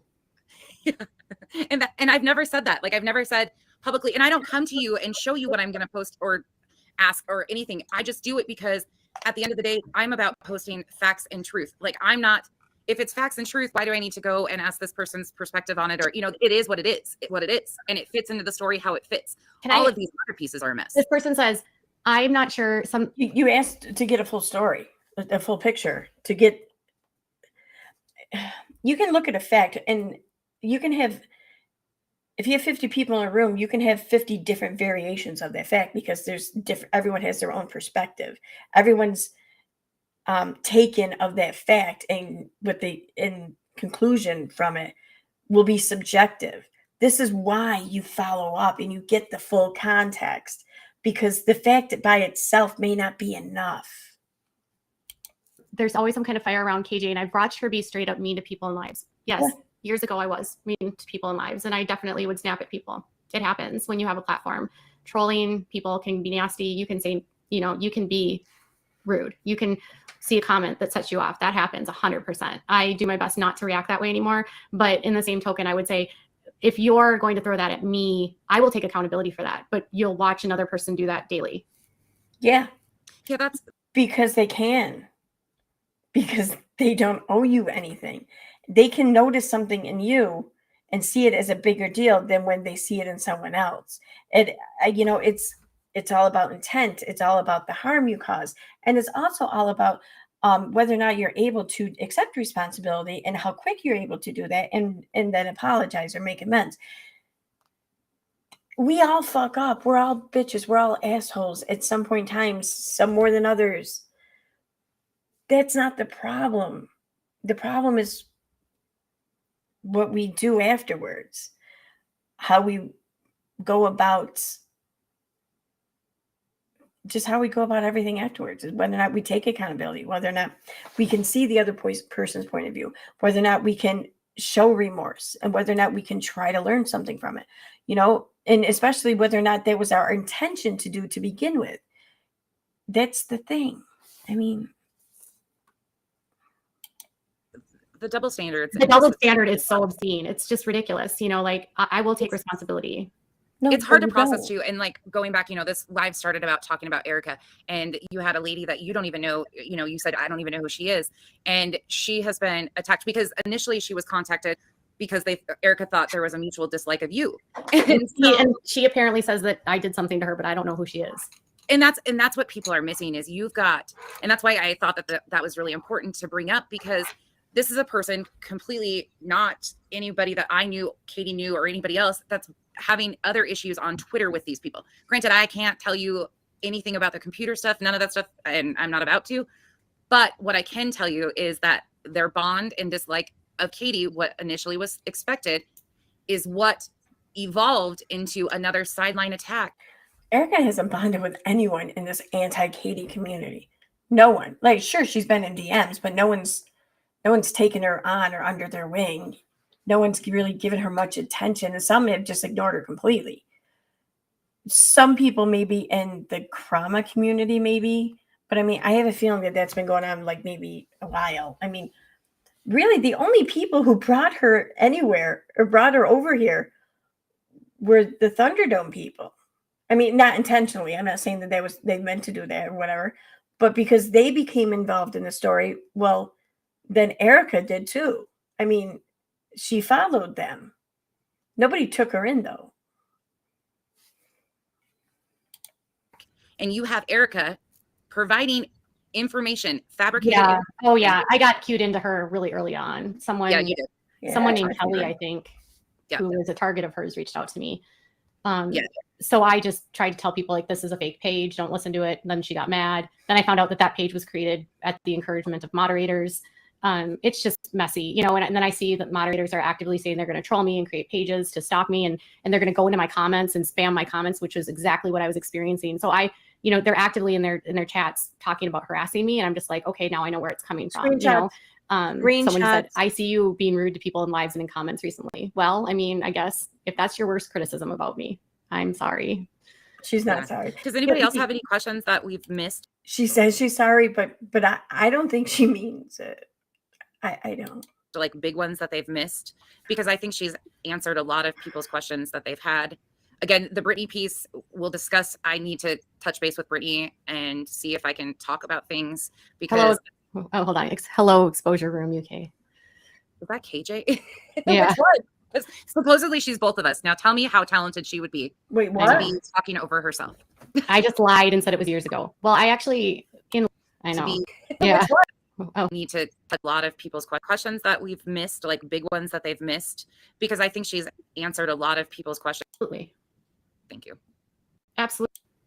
That I reacted emotionally. I mean, didn't a lot of us to what we saw?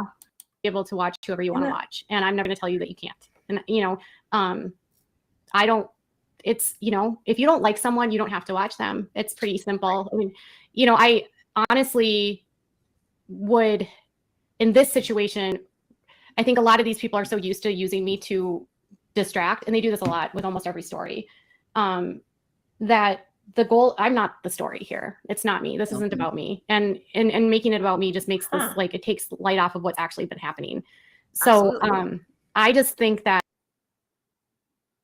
So the Exposure Room UK is also this account over here? Huh. At the end of the day, like, you have to make your own decision about what you think and feel. My decision for a refund was after other people had made a refund. It was after a conversation, after weeks of so much misinformation, fighting between people, admins being one way to one people and other ways, all the harassment I was experiencing, all the people trying to control what I did and said, the harassment I was getting from other channels, the fighting that was happening between Letitia and Wynette, the interactions that I had with Letitia that were questionable. And then my very last conversation with her was her literally yelling at me about releasing our conversation, which she had never told me I couldn't. Yeah. Yeah. I want to back up because somebody asked, in the videos that you've seen, you've said that every video that Wynette had, Letitia had, correct? What'd you say? That every video Wynette sent you, Letitia also had. Yes. Somebody asked, is there a possibility? Does Katie know if there's a possibility that I don't. I tried to ask Judy that, and I really don't know. I don't think anybody can prove that. Why because would Judy know and that? I think didn't Gray tell Wynette that Letitia saw? Yeah. Yeah. So I won't. I tried to ask Judy that, and I really don't know if there's a Wynette had, Letitia had, correct? What'd you say? That every video Wynette sent you, Letitia also had. Yes.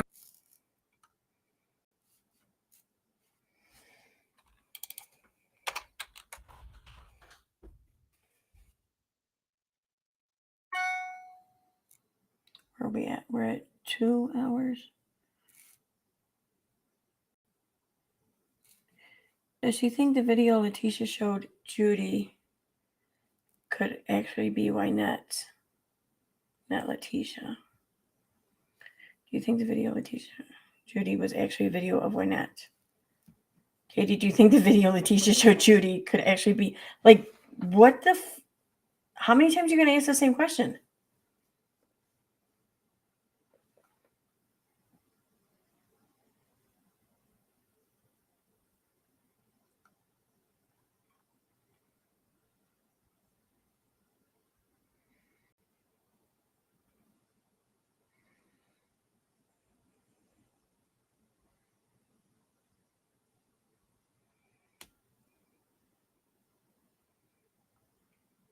Does she think it's possible the video Letitia showed Judy could actually be of Wynette visiting, not Letitia?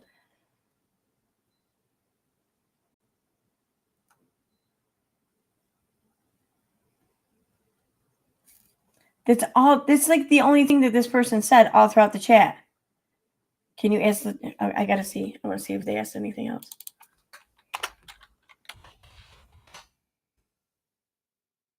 Okay, they did say other things.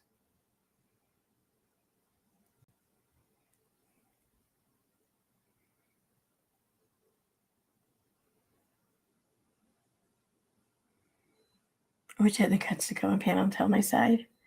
Okay, do you think the video is okay?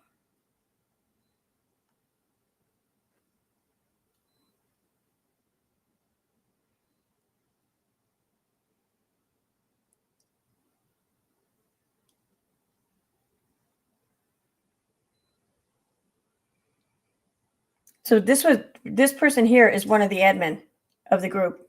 This is one of the admin for Justice for Iran. He's right. Tony and Gigi and Eve constantly tried to control what others put out.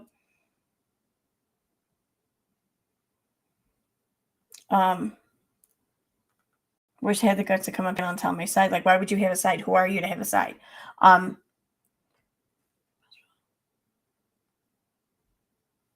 here with my real account. No more Miss Nikki. Letitia told us in the group he was incarcerated. That was said in the group admin chat. That's when Letitia said incarcerated. So they should say Letitia told us in the group chat he was incarcerated.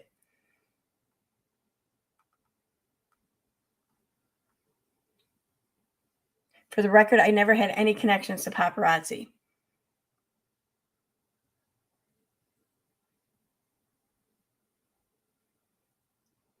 Letitia initially acted like she thought it was blackmailing. We were all fooled in the beginning.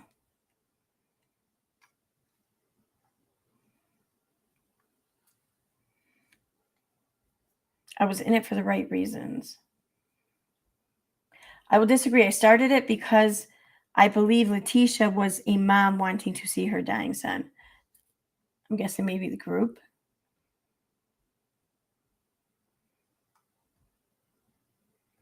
And never been live anywhere. Well, there you have it. Weeping Willow is one of the admin named Nikki, apparently. Maybe named Nikki, but I'm gonna go on a limb and say that this is one of the admin of that group.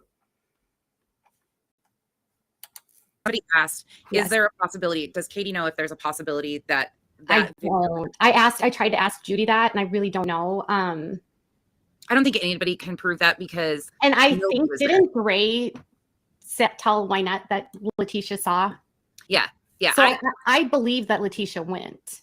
I believe she went the second time too. I honestly, that is my opinion that she did go the second time. I don't know if she used the attorney or not. I don't believe she did. Not if you've. Here's what I do know about. Oh, how cute! Someone in Kick is commenting. Can you show your ass? Stand up and show your ass, bitch. You see a pimp talking to you, bitch. Oh, someone needs to go to bed. It's a little late for them, I think. Having an attorney is if you've negotiated a deal, you will never, unless, I mean, you would say we negotiated a deal. You would never stipulate what the terms of that deal were publicly. That's usually part of the deal. So I don't know that there was ever a deal. Yeah. Okay. That makes sense. It doesn't make sense. And it also wouldn't make sense that if she had a lawyer that she would keep talking this way. Correct. Because what you had even been told was that attorney had been retained, that they were going to make a statement. It would totally make sense because the lawyer was there to finally advocate for her, and Letitia wouldn't be so easily like bullied and think that she's in the wrong. The attorney would very, very likely want to try and say, listen, you can't stop this. So maybe we come to an understanding here, but you can't stop this. Because she can't make Letitia not talk. She can't. So he was basically going to go off social media. Yeah, that's what I was told. And that's what I thought she should do. That was my opinion as well. Like, if you want to handle this in the court, don't do this online. And I was trying to tell, like, I would counsel that to them. I'd say, my fear is everything that you say and do online. Ray is not, she's very intelligent and she'll use this against you. And if you're sending harassment. Okay, that's what I was looking for.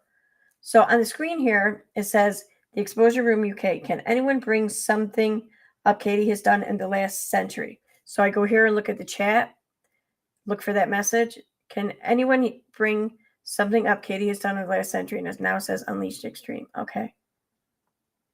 All right.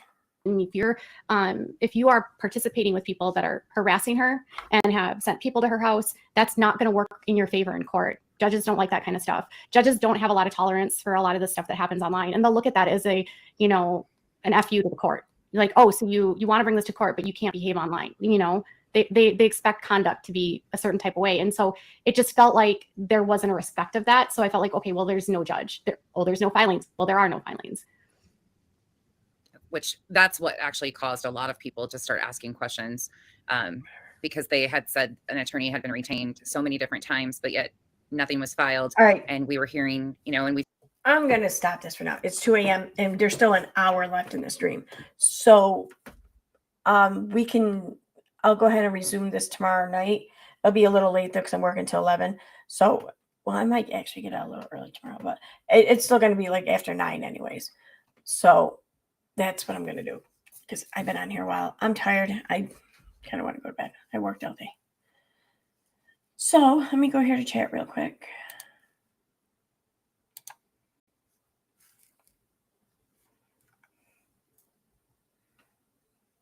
Yeah.